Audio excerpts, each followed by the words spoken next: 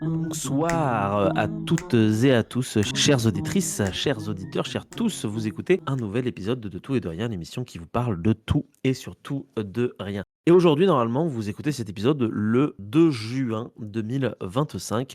En plus d'être le jour de mon anniversaire, c'est aussi le jour de, malheureusement, la célébration de la fin de la guerre de la Rivière Rouge, qui s'est clôturée en 1875. Alors, la guerre de la Rivière Rouge, personne ne connaît, je pense, mais pour pouvoir dévoiler les secrets de ce conflit méconnu du grand public, j'ai avec moi deux individus exceptionnels, à savoir Clément et Nicolas. Comment est-ce que vous allez ce soir? Ça va, j'ai hâte de voir, ce qu'on va pouvoir dire, dessus. Parce que moi Eh j'ai oui. découvert un peu tout ça, il y a quoi? Il y a 2-3 semaines? Donc quand on a commencé à en parler pour, préparer Mmh. l'épisode. Donc j'ai eu l'occasion de lire pas mal de choses, peut-être un peu trop, mais on verra. C'est ça le problème, c'est que c'est toujours un gouffre de connaissances, tu t'enfonces dedans et après tu t'en sors plus, quoi. C'est une vraie Ouais. passion, l'histoire. Pareil, très content de parler de tout ça, même si moi, du coup, c'est vraiment pas du tout mon domaine de base, hein, mais bon, moi, j'ai vite fait, ça va être assez rapide, hein, et succinct, mais voilà, j'ai introduire, en fait, si tu veux, un des personnages finalement principaux de De ce conflit. de ce conflit, mais qui n'est pas celui qu'on croit, finalement. C'est vrai, parce que finalement, de quel conflit est-ce qu'on parle? On parle ici d'un conflit qui a opposé plusieurs tribus natives américaines, notamment par exemple les Comanches, aux forces de l'armée des États-Unis d'Amérique, fraîchement sorties de la guerre de sécession. Je vous ai un peu recruté à l'arrache et fait un peu de forcing auprès de tout le monde pour que cet épisode soit fait, tout simplement parce que d'une part, il me semble d'utilité publique, étant donné ce qui se passe aux États-Unis en ce moment, et que c'est pas la première fois qu'on parle des natifs américains et du sort qu'on leur a réservé en allant en Amérique, notamment grâce à toi, Nicolas, tu nous en parles très souvent. Je vous invite d'ailleurs à aller, écouter notre épisode qu'on a fait en duo sur le conflit pardon, des Anglais avec les Wabanaki, par exemple. Je pense pas que ce sera le dernier hors série d'ailleurs, qu'on fera non plus sur ce sujet plus global, mais c'est un sujet qui me tenait aussi beaucoup à cœur parce que, c'est un sujet qui est lié, à l'enfance de manière générale. Et là, vous vous dites: À «Mais quoi? l'enfance. Ah Tu mais as c'est vrai, vécu ce moment-là?» tu es si vieux, Marc? Non. Oui, oui, je suis vieux. Oh! Non, parce Toi que, aussi? en fait, moi, je voulais commencer cet enregistrement pour qu'on parle un peu de quelque chose, de très intéressant. C'est que, 1875, là, on est vraiment en plein dans le concept même du western. Vous savez, ce western des années 50 où vous allez voir les cow-boys qui sont là, pam, pam, pam, littéralement jouer aux indiens et aux cow-boys. Ça vient de ces époques-là, en fait, Ouais, concrètement. puis les Et c'est les attaques de train, parce que c'est un peu aussi le début du Ouais, chemin de voilà, c'est fer, il me ça. semble, C'est ouais, le ça début fait un du peu chemin de tout, ouais. fer, il y a le délire avec le bison, les conflits avec les Indiens, les chercheurs d'or, tout ça. C'est un véritable univers et c'est surtout un véritable, roman national de la part des États-Unis d'Amérique, Tout à fait, ouais. qui nous a été complètement transmis à nous aussi en Europe et par lequel on est complètement, matrixé. Mmh. Et je pense que c'était intéressant aussi de parler de ce sujet qui, moi, personnellement, me passionne parce que j'ai adoré, j'ai été nourri à ça. Mon père est fan de western, j'ai été nourri à ça et je kiffe ça et j'adore toujours ça malgré le fait que ça représente quelque chose qui n'est pas la réalité, parce que j'aime bien ça narrativement parlant et aussi l'univers, presque fictif qui en découle. Mais je trouve ça intéressant aussi d'essayer d'aller prendre le pied inverse et d'essayer de découvrir plus de choses concrètes, historiques et archéologiques sur ce sujet-là. C'est vrai, Donc de voilà, prendre un peu de recul aussi, ça c'est permet ça, ouais, aussi de tout faire à la fait. part des choses entre ce qui a été construit par la fiction, entre le récit national et ce qui s'est, passé et surtout les traces qu'on peut en retrouver aussi. Exactement. Et donc du coup, c'est pour ça que je voulais remettre un peu le contexte pour que les éditeurs comprennent pourquoi est-ce qu'on, Très bonne on idée. parle de ce conflit-là. Du coup, Clément, tu voulais nous présenter le 1er protagoniste de ce conflit, c'est ça? Ouais, exactement. Donc, on va parler, voilà, assez succinctement d'un des protagonistes, mais ce ne sera pas un mammifère bipède qui s'habille de tissu et qui a des armes en métal. On va parler d'un mammifère quadrupède, pour le Ah. coup, puisqu'il s'agit du bison. Voilà, on va parler du bison. Donc, le bison, de manière assez rapide pour le début, c'est un artiodactyle, donc il a un nombre pair de doigts. Voilà, ça, c'est pour la petite anecdote. Et il est sur le territoire américain depuis bien avant nous, bien sûr. Et le bison d'Amérique qu'on connaît aujourd'hui, ce n'est pas le même que celui de la préhistoire, puisque celui du Pléistocène ou Paléolithique supérieur, pour ceux qui sont habitués aux dénominations culturelles humaines, il s'agit du bison des steppes. Alors, le bison des steppes, ce n'est pas non plus le même que le bison qu'il y avait en Europe, hein. Il y a eu là aussi une petite différence, mais en gros, on va dire, c'est le bison qu'on a dans toutes les grottes ornées quasiment. C'est celui-là, c'est le bison priscus en latin. Et il faut s'imaginer le bison qu'on a aujourd'hui en plus gros avec des cornes plus longues, hein. Les cornes, je crois, devaient faire presque 1 mètre de long. Ouais, Ah c'est ouais. énorme, un bison de steppe, Ouais, c'est c'est monstrueux comme énorme, bête. hein. Alors, l'espèce a disparu, bien sûr, au réchauffement climatique de la fin du Pléistocène. Et après, il y a eu une vague de migration de bisons d'Eurasie qui sont passés par le détroit, qui Ok. sont ensuite venus en Amérique. Donc en fait, l'actuel bison d'Amérique n'est pas une souche du bison d'Amérique, mais de la préhistoire. Je sais pas si c'est bien Ah, compris, ok. n'est Ok. pas le même. Ah, c'est marrant. C'est dingue. Ouais, il y a C'est des une bisons, migration plus ou moins, c'est des bisons européens qui se sont barrés en Amérique, quoi, du coup. ouais, de Sibérie De plutôt. Je pense Sibérie. que Ah oui, les ça bisons doit de être des Sibérie suites sont même pas de les ouais. mêmes que les bisons forestiers d'Europe. Bah, je Ok. pense que ça devait être les mêmes, mais je suis pas allé Mais des aussi loin sous-espèces, dans la. Ouais, quoi. c'est des sous-espèces Ouais. de sous-espèces. De toute Ouais. façon, tous les bisons sont nommés bisons de base, quoi. Après, c'est des espèces différentes. Ok. Alors, actuellement, aux États-Unis, enfin en Amérique du Nord, il y a 2 sous-espèces de bisons. On a le bison des plaines, c'est lui le protagoniste du conflit, c'est le bison des plaines, et le bison des bois. Le Ok. bison des bois, il vit en taïga, donc c'est celui qu'on va retrouver surtout au nord, pour le coup, dans les forêts du Canada, c'est lui. Il s'appelle en latin un bison Athabascae, ou Athabascae, je sais pas comment on prononce. Et le bison des plaines, c'est le bison. Voilà, je crois que c'est le seul animal qui a 3 fois le Bison des même plaines, mot. c'est bison. Ok. Voilà, c'est ça. Moi, Et c'est donc facile à bison le retenir. genre, bison l'espèce et bison Ouais. sous-espèce. Incroyable. Voilà, donc c'est le bison, c'est le bison de base, quoi. Tu fais pas plus bison que ça.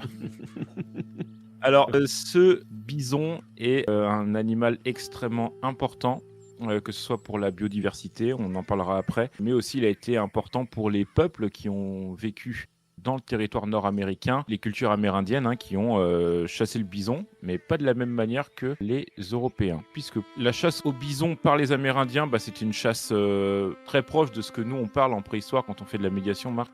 Quand on parle du renne, c'était une chasse extrêmement respectueuse, on va dire, de l'animal. D'ailleurs, il y a eu des études archéologiques, enfin archéozoologiques pour le coup, qui ont bien mis en évidence que les Amérindiens optimisaient, on va dire, la ressource du bison jusqu'à son plein potentiel, Ah ouais. jusqu'à en fait optimiser le dépeçage, vraiment avec des méthodes très très spécifiques. Ok. Où, voilà, où d'abord on passait par le dos, ensuite voilà, on allait récupérer la viande sur les omoplates. C'est très très détaillé, on peut trouver des sources assez détaillées là-dessus. Et bien sûr, comme les Aurignaciens ou les autres cultures du Paléolithique en Europe, ils vont utiliser jusqu'au tendon, puisque c'est pour les arcs, ils sont faits en tendon de bison. La graisse, bien sûr, les sabots pour faire de la colle. Voilà. En final, il faut imaginer que le bison est au renne, ce qui était pour les peuples du Paléolithique, c'est exactement la même chose. On est sur le même type de récupération des ressources et ils pouvaient tout consommer jusqu'au dernier fragment de moelle. Donc on est vraiment sur une consommation complète. Donc ça permet d'avoir une chasse plus faible puisque tu consommes tout sur l'animal. Forcément. Ouais.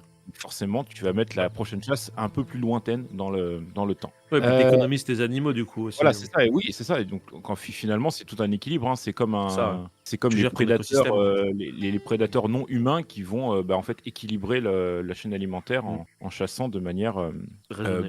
normale, en fait, finalement instinctive. Alors, avant l'arrivée des colons et plus tard des États-Unis, on est sur à peu près une population de 50 millions à 70 millions de bisons en Amérique du Nord. Donc Ok. on est sur, voilà, c'est pas mal quand Énorme. même. C'est assez énorme. Actuellement, il en reste quelques dizaines de milliers. Voilà.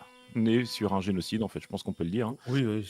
C'est un massacre complet, mais de toute façon, je pense que de votre côté aussi, vous allez en parler, puisque c'est une des causes du conflit, justement, du jour. C'est la chasse au bison, puisque c'était vraiment pour couper les ressources des populations amérindiennes. C'était vraiment ça la raison. Je crois même qu'il y a d'ailleurs qu'il y avait eu des votes, non? C'est ça, il y avait eu des votes carrément, des vétos qui ont été mis par les présidents en place pour justement empêcher la protection des bisons et Oui. pour forcer la chasse, justement. C'est tellement une chasse intensive que j'ai vu que parmi les chiffres, il y a des chasseurs états-uniens qui ont dit avoir chassé plusieurs dizaines de milliers de bêtes au cours de leur vie. On est sur Ouais. des... Voilà, c'est vraiment énorme. Il y a une photo, là, je suis tombé dessus, où t'as un immense tas de crânes de bison. Oui, justement, C'est ça, t'allais en parler, là, ok, pardon. Ouais, j'allais la poser, cette image, parce qu'elle est assez choquante, on va dire. Donc voilà, c'est littéralement, c'est Doom en fait, vous savez, c'est littéralement le Doom Guy au-dessus d'un Ouais. montagne de crâne de démon, sauf que là, en fait, c'est chez nous, quoi. Ouais, c'est des bisons, quoi. La vache. Et des ces monstres crânes-là de allaient bisons. servir à faire de l'engrais, je crois, c'est un truc comme ça, donc... Ok. Mais c'est énorme, je sais pas combien il doit y en avoir, des millions, là, des dizaines de Ouais. millions. T'as aussi Euh, des photos aussi où c'est des plaines entières remplies de. Oui, Ouais, de de bisons squelettes morts. d'arbres. Ouais. Ah, lui, ça. Parce qu'on est vraiment passé de 50 millions en quelques Ouais. dizaines d'années, finalement, Ça. allez, une petite centaine d'années, Ah, aujourd'hui, je maintenant, crois hein. qu'il est. Après la tentative de réintroduction de l'animal, je crois qu'actuellement il y a 300 000 bisons et il est quasi menacé, quoi. Dans son statut de conservation, il est juste avant l'étape menacée, donc il est quasi menacé. Mais il allait être Ouais, donc, il allait disparaître, quoi, s'il n'y avait pas eu des éleveurs qui avaient un peu d'intégrité, qui allaient relancer un petit peu ouais. l'espèce. Autant dire qu'avec l'état des États-Unis en ce moment, il va être menacé dans pas très très longtemps. Ouais. Alors Ah, là non. où en plus c'est un animal très important, c'est que parmi la chaîne alimentaire, il est classé comme une espèce clé de voûte. Alors, Ok. pour faire simple, imaginez que c'est donc dans la chaîne alimentaire, ça va être un animal, si on l'enlève, la chaîne alimentaire et l'écosystème autour de lui va s'effondrer plus vite que la normale. Ah ouais. En exemple, on peut comparer ça au loup, qui pareil, toujours à Yellowstone, on va rester sur l'Amérique du Nord. Le loup gris, quand il a disparu d'Amérique du Nord, après là on Ouais. l'a réintroduit il y a pas longtemps, dans les années 80 ou 90 je crois. Quand il a disparu, ça a carrément en fait changé complètement le parc, au point parce qu'en fait le loup a chassé l'élan. Le Ouais. problème c'est que l'élan, vu qu'il était plus chassé, il y en avait beaucoup trop. Et l'élan, il bouffe comme un... Enfin, voilà, il mange énormément. Comme un Et en fait, goré. voilà, comme un goret. Et il mangeait tellement en fait que ça avait en fait enlevé un couvert végétal au niveau de certaines rivières par exemple. Et ça rendait l'érosion plus rapide et ça affectait le territoire des castors et des grizzlies par exemple. Ah ouais, Et la vache. en fait, c'est vraiment, faut imaginer ça comme le petit cap-là que tu veux enlever, sauf que c'était pas le C'est ça. bon. Tu vois. Ouais. C'est Déjà, il Belle faut pas métaphore, enlever ouais. un cap-là, donc faut pas enlever un cap-là parce que de base, ça tangue. Hein, donc, t'enlèves une espèce de la chaîne alimentaire, ça tangue. Là, t'enlèves la mauvaise, vraiment celle qu'il fallait pas enlever, tout s'effondre.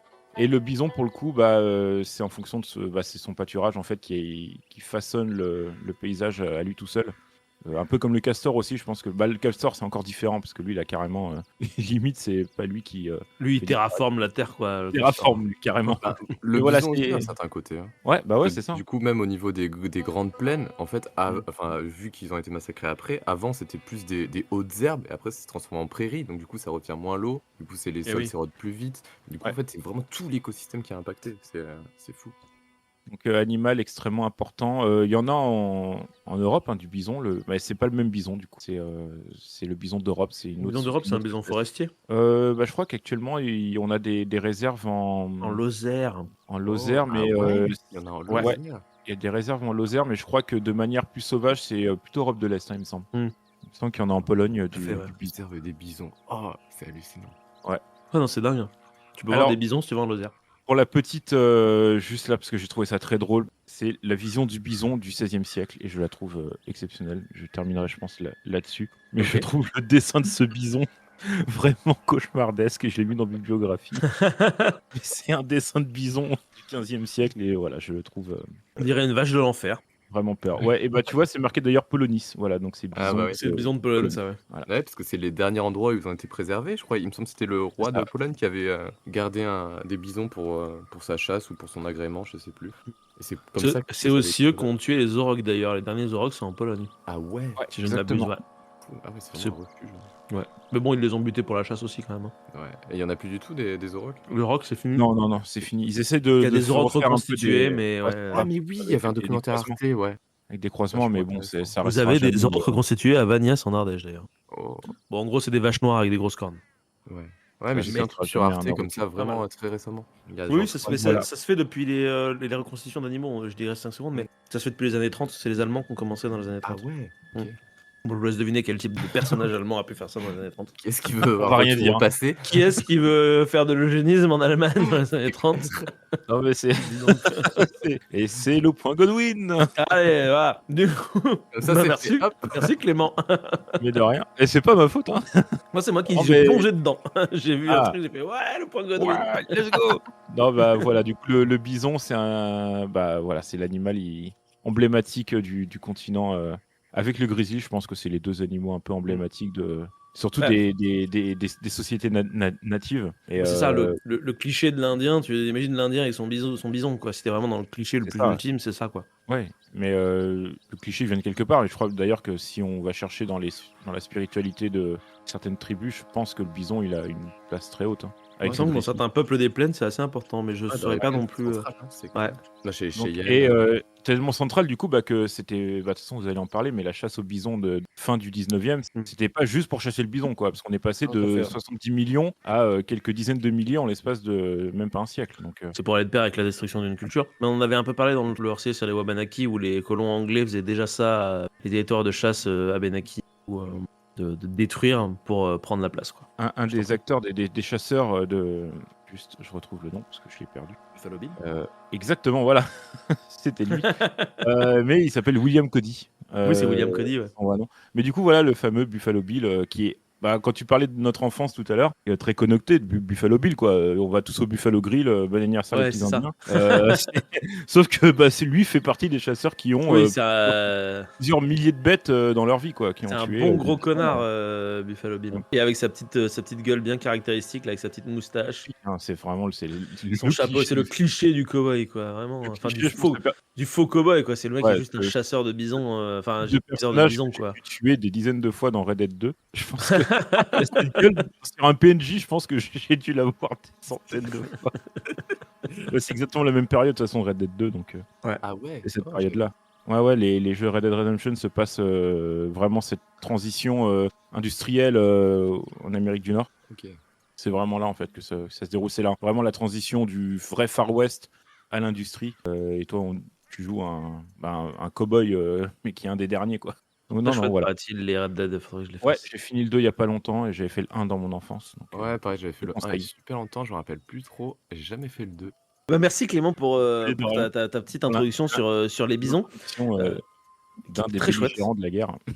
Tout à fait. Et je propose du coup qu'on donne la parole à Nico, qui va faire un gros focus sur l'archéologie actuelle de ce conflit de la rivière Rouge. Ouais, et d'ailleurs, il y a une transition qui est toute trouvée parce que moi, je Ah, voulais vas-y. vraiment commencer par une illustration, un peu de style Ah Buffalo Bill. ouais, Ah, Tu vois, une exactement, belle voilà, les cow-boys et illustration les Buffalo Indiens, là. Bill. Et Là, cette on y est, illustration, là.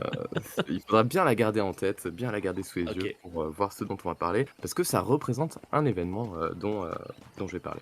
Donc du coup, Ok. moi, à la base, en fait, j'avais pas trop envie de parler à nouveau de la période des guerres indiennes, parce que, comme tu l'as dit, Marc, j'avais déjà abordé pas mal le sujet dans l'épisode sur la guerre de sécession. Tout à fait, ouais. Et je pense que l'angle décolonial, c'était une bonne manière de traiter cette période. Et du coup, j'avais essayé aussi de synthétiser un peu la période suivante de la guerre de sécession, donc les années 70-80. Mais je me rends compte en fait qu'il y a toujours des choses à dire et que le moindre détail des événements de la guerre coloniale, donc qui est menée par les États-Unis, peut être décortiqué. Du coup, aujourd'hui, on va encore un peu mettre à défaut le récit et l'imaginaire de la conquête de l'Ouest, et c'est pour ça que l'on commence avec cette magnifique illustration. Donc en fait, on va parler de la bataille d'Adobe Walls, qui a lieu dans le nord du Texas, et qui a servi de déclencheur à la guerre de la Rivière Rouge. Donc une guerre coloniale des États-Unis visant à s'approprier des terres contrôlées par des nations autochtones dans les plaines du Sud. Alors pourquoi cet événement particulier ? Eh bien parce qu'il est entré dans la légende de la conquête de l'Ouest. En fait, c'est une trentaine de pionniers qui sont parvenus à vaincre plusieurs centaines de guerriers autochtones. Sauf qu'en croisant les données de l'histoire et de l'archéologie, en fait, cet événement est sans doute bien plus à nuancer. Je vous mets une petite image de où se trouve le lieu dont on va parler au niveau du Texas. On est vraiment dans la zone du nord, qui s'appelle le Panhandle du Texas, au niveau des plaines. Donc voici le récit de la bataille tel qu'on peut le trouver en ligne en 2025 donc, et sur des sites plutôt sérieux, et même d'ailleurs sur Wikipédia. Je reprends à peu près la version du site de la Texas State Historical Association. La bataille d'Adobe Walls s'est déroulée à l'aube du 27 juin 1874. Elle a eu lieu au niveau d'un comptoir de chasseurs de bisons établi au printemps de cette année-là dans l'actuel comté de Hutchinson. Le comptoir, nommé Adobe Walls, a été attaqué par un groupe d'environ 700 guerriers des plaines, principalement des Cheyennes, Comanches et Kiowa. La plupart des chasseurs du camp étaient déjà éveillés et occupés à réparer la poutre principale d'un toit lorsque les guerriers lancèrent leur assaut. Les défenseurs, 28 hommes et une femme, se regroupèrent dans le saloon de Jim Hanrahan, le magasin de Myers and Leonard, ainsi que celui de Ross and Company, et repoussèrent la charge initiale, ne perdant que 2 hommes. Un troisième homme fut tué lors des attaques suivantes qui se poursuivirent jusqu'à environ midi, et un quatrième mourut accidentellement à cause de sa propre arme à feu. Les autochtones, incités à combattre par un homme médecine, Isetai, entamèrent un siège sporadique d'environ 4 ou 5 jours sans lancer d'autres attaques. Le deuxième jour, un groupe de 15 à 20 Cheyennes apparut sur un haut plateau surplombant le comptoir. Leur présence donna lieu au célèbre tir de William Dixon, dit Billy, qui depuis l'intérieur de l'enceinte abattit un guerrier sur son cheval à une distance de près de 1,5 km. Les autres chasseurs des alentours furent avertis de l'attaque contre Adobe Walls et à la fin du 5e jour, plus de 100 hommes s'y rassemblent. Les guerriers autochtones finirent par abandonner le combat et à se retirer, et cette bataille est le prélude à la guerre de la Rivière Rouge. Alors ce récit, en fait, il amène plusieurs questions. Est-ce que 29 colons ont réellement vaincu 700 guerriers? Et si c'est le cas, comment ont-ils fait? Est-ce que ce récit est fiable?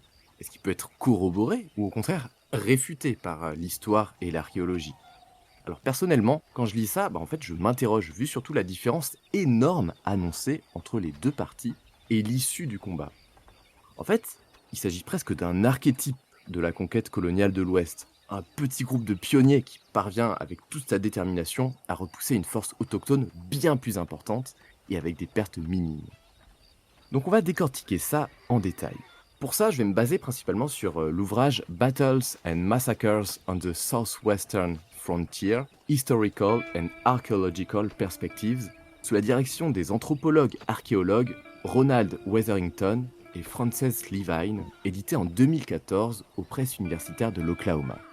Je vais utiliser notamment des chapitres écrits par l'historienne Lindsay Baker et l'archéologue Brett Cruz. Alors petit aparté, vous avez sans doute remarqué, ou sans doute pas d'ailleurs, que l'archéologie de l'Amérique du Nord est en général très féminine, et que dans mes chroniques, en fait, je cite une C'est vrai. majorité de chercheuses et non de chercheurs. C'est vrai. Eh bien, sachez en fait qu'il y a une raison à ça, qu'on peut résumer par en fait, la société patriarcale des États-Unis. Alors, Tu veux en dire que tous les sujets grand public, genre la Mésoamérique ou des trucs comme ça, c'est les bonhommes qui le prennent. Et du coup, elles prennent ce qui reste, donc à savoir ce que personne ne veut, donc les natifs du Nord, j'imagine. en fait, quasiment jusqu'à la fin du XXe siècle, et d'ailleurs presque jusqu'à nos jours, l'archéologie locale, justement, en fait, c'était un domaine qui était délaissé au profit d'une archéologie tournée vers l'extérieur, Et oui. qui était jugée plus prestigieuse et donc plus difficile d'accès et très compétitive. Il était de fait très difficile en fait pour une femme d'accéder à des postes et des sujets d'études aussi prestigieux. Et du coup, c'est pour ça qu'en fait, il y en a beaucoup qui se sont tournés vers l'archéologie de l'Amérique du Nord, qui n'intéressait pas grand monde et était considérée comme une sorte d'archéologie de seconde zone. Et d'ailleurs, cette dichotomie, elle déborde jusque dans la culture populaire. Regardez par exemple le plus célèbre archéologue de fiction, Indiana Jones, qui va partout dans le monde, sauf sur des sites archéo en Amérique du Nord. Ce qui fait qu'au final, les plus grandes figures dans ce domaine sont en majorité féminines et sont devenues des références mondiales sur le sujet. Alors on va pas entrer dans les détails ici, mais même les méthodes qu'elles ont pu développer ont été novatrices et ont pu bénéficier à l'ensemble de la discipline. Alors je vais juste citer en exemple Alice Kehoe, qui a fait voler en éclats les aires territoriales culturelles qui étaient traditionnellement admises au XXe siècle pour l'Amérique du Nord. Voilà pour mon petit aparté, on va revenir sur la bataille d'Adobe Walls. Du coup, pour bien comprendre cet événement, on va remettre un peu de contexte. Depuis 1864, vers la fin de la guerre de sécession, l'armée américaine se lance dans une campagne contre les autochtones le long du Santa Fe Trail, reliant le Missouri au Nouveau-Mexique. Il traverse plusieurs territoires de nations autochtones des plaines et qui subit des raids réguliers. Ces raids sont une réponse à l'appropriation des terres et au massacre des bisons orchestrés par le gouvernement états-unien pour faire tomber l'économie des nations des plaines et les chasser de leurs terres traditionnelles. Les Kiowa et les Comanches parviennent à maintenir leur territoire malgré les lourdes pertes qu'ils subissent et aussi les armes de guerre les plus modernes qui sont utilisées à leur encontre. Donc pour en savoir plus, je vous conseille d'écouter ma chronique sur les natifs américains pendant la guerre de sécession qui permet de dresser le cadre de tout ça. On a un peu parlé de tous ces sujets. Donc la bataille dont on va parler, elle a eu lieu en 1874 au niveau du comptoir d'Adobe Walls. Elle est à l'initiative du chef comanche Quanah Parker, encouragé par le Puatenapu, c'est-à-dire l'homme médecine ou le guide spirituel Kouénatosavit, qui est vu comme une sorte de prophète ou de messie grâce à ses capacités à rassembler et unifier les groupes de différentes nations. Leur but, c'est de chasser les colons qui se sont installés pour massacrer les bisons. Et comme c'est le cas dans d'autres récits coloniaux, bien les versions de la bataille sont différentes selon les perspectives et les participants. Au fil du temps, l'histoire a été réinterprétée, exagérée, il y a des éléments qui sont parfois contradictoires qui ont été ajoutés ou enlevés. Et c'est pourquoi en fait les disciplines comme l'histoire et l'archéologie, utilisées de manière complémentaire, sont de bons outils pour remettre en question les récits qui glorifient cette période, le nationalisme, la colonisation, et ramener un peu de clarification sur des événements historiques. En 1874 donc, la chasse au bison se développe dans le sud du Kansas. Il y a des chasseurs professionnels qui utilisent des armes à feu spécialisées, qui sont accompagnés de groupes de dépeceurs qui déciment les troupeaux dans les grandes plaines, tandis que les trains sur les nouveaux chemins de fer transportent les peaux vers les tanneries de l'Est. Dans le sud du Kansas, le centre de ces opérations, c'est la ville de Dodge City, qui étend ses actions de chasse jusqu'au nord du Texas. Là, vous avez des photos de Dodge City sous les yeux. Ça a l'air trop bien, Dodge City. Il y a une compagnie commerciale qui établit un comptoir sur un lieu de passage appelé Adobe Walls, près des ruines d'un ancien établissement fondé encore une fois par des marchands de Dodge City 10 ans auparavant et qui a déjà été le théâtre d'une bataille. Ce nouveau comptoir, il est composé de 2 magasins généraux, d'un saloon et d'une forge. Le but de ce type d'établissement, c'est de vendre des fournitures et du matériel aux chasseurs, mais aussi d'acheter et acheminer les peaux de bison. Les populations autochtones des plaines comprennent très bien en fait ce que cela implique, étant donné que cela fait déjà plusieurs années que les chasseurs de bisons massacrent les troupeaux, ne prenant que la peau et laissant les carcasses pourrir sur place.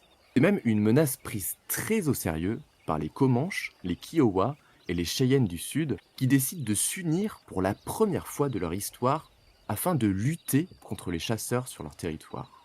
Malgré des traités en cours, l'État du Texas s'est approprié ces terres dès 1845 et aucun recours légal n'est possible pour les nations locales qui sont destinées à être déplacées de gré ou de force. La situation, elle est donc extrêmement tendue. Et c'est dans ce contexte que les 2 jeunes Comanches, le chef Quana et le Puatenapu Kouénatosavit, prennent la tête d'un groupe de guerriers Comanches, Kiowa et Cheyennes du Sud pour mener l'attaque sur le comptoir d'Adobe Walls à l'aube du 27 juin 1874. Donc la stratégie du groupe uni des Nations des Plaines, elle repose sur 2 principes. Tuer les colons par surprise, dans leur sommeil, tout en bénéficiant des pouvoirs de Kouénatosavit, capable, grâce à sa magie, de protéger des balles. Malheureusement, aucun de ces 2 principes n'a fonctionné. Les colons n'étaient pas endormis et beaucoup de guerriers ont été choqués de voir leurs amis tomber sous les balles, constatant que la magie de Kouénatosavit n'avait de toute évidence aucun effet. Les assaillants se retirent donc dans les collines voisines, tandis que d'autres chasseurs arrivent en renfort aux défenseurs. La confrontation se termine sur une impasse, et en quelques jours, les assaillants abandonnent l'idée d'attaquer le comptoir qui s'est fortifié, et les chasseurs et marchands finissent par quitter les lieux, jugés trop dangereux. La bataille d'Adobe Walls est terminée. C'est une victoire pour les colons, mais au final, le but de la coalition des plaines est atteint, malgré la guerre qui s'ensuit. Parce que cette attaque, elle a servi en effet de justification à l'armée américaine pour mener une guerre totale contre les populations des plaines du Sud, afin de forcer leur déplacement dans les réserves de l'Oklahoma. L'objectif, c'est évidemment de s'approprier leur territoire pour ouvrir à la colonisation et à l'installation de colons. Dans les histoires respectives des colons et des populations autochtones, cette confrontation, elle est donc considérée comme un événement significatif, ce qui fait que des membres des 2 groupes ont laissé des témoignages, fournissent une source de première main pour les historiennes et les historiens. Il y a aussi d'autres sources historiques, comme des documents, en grande quantité, produits à l'époque de la bataille. En parallèle, et pendant des décennies, le site de la bataille, incluant le comptoir, a été laissé à l'abandon, avec une partie du sol récupérée par un ranch de bétail. En 1929 et en 1941 ont été commémorées sur place les pertes respectives des colons et des autochtones par l'érection de monuments commémoratifs. Le site demeurant isolé, il est très peu fréquenté au cours du temps, ce qui donne de bonnes conditions de conservation pour son étude archéologique, et les premières campagnes de fouilles sont entreprises à partir de 1975.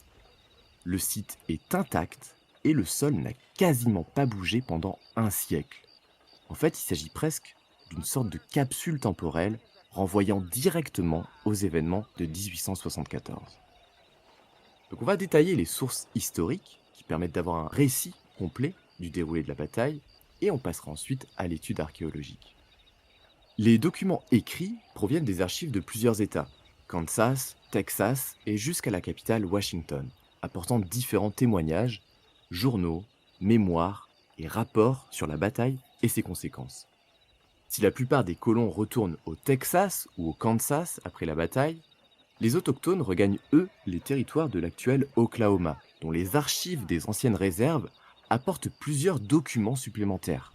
Parmi eux se trouvent des témoignages de guerriers ayant combattu à Adobe Walls ou de leurs proches, ce qui permet de retrouver les noms de certains d'entre eux, comme Koaya, Poafebiti, Frank Yellowfish ou Botali. L'un de ces documents est un entretien de plusieurs pages avec Quanah Parker en personne, consigné en 1897, à la fois en anglais et en comanche, spécifiquement sur la bataille d'Adobe Walls. Les recherches historiques font également état de rapports de suivi par l'administration, en charge des affaires indiennes, sur la dégradation des conditions de vie des Cheyennes du Sud, des Comanches et des Kiowa après la signature des traités, ainsi que leur réaction face à la décimation des bisons et à l'établissement du comptoir d'Adobe Walls. Une autre découverte est celle du manuscrit original de Olive Dixon, relatant la vie de son époux Billy Dixon, l'auteur du célèbre tir de précision à très longue distance. Et ce texte, il présente des différences avec la version publiée et connue du grand public de cet ouvrage à partir de 1914. Donc au final, il semblerait, comme souvent dans la recherche historique, que les sources les plus proches des événements, en termes de temps, soient généralement les plus fiables. De plus, avec la masse d'informations disponibles, la fiabilité d'un témoignage, elle peut être évaluée en le confrontant aux autres. Il est ainsi possible de connaître l'emplacement de quasiment chacun des défenseurs pendant les combats. Par exemple, si on a un témoin qui est présent dans le magasin Ross & Company, il est considéré comme plus fiable pour relater les événements de cet endroit qu'une personne qui se trouverait dans le magasin Myers & Leonard.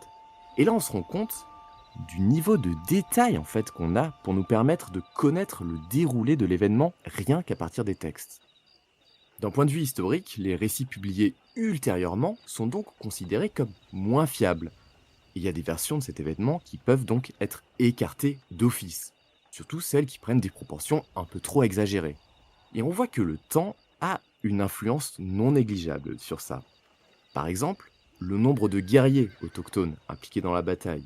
En fait, il est estimé à environ 200 par un des gérants de magasins dans un témoignage 4 jours après l'attaque.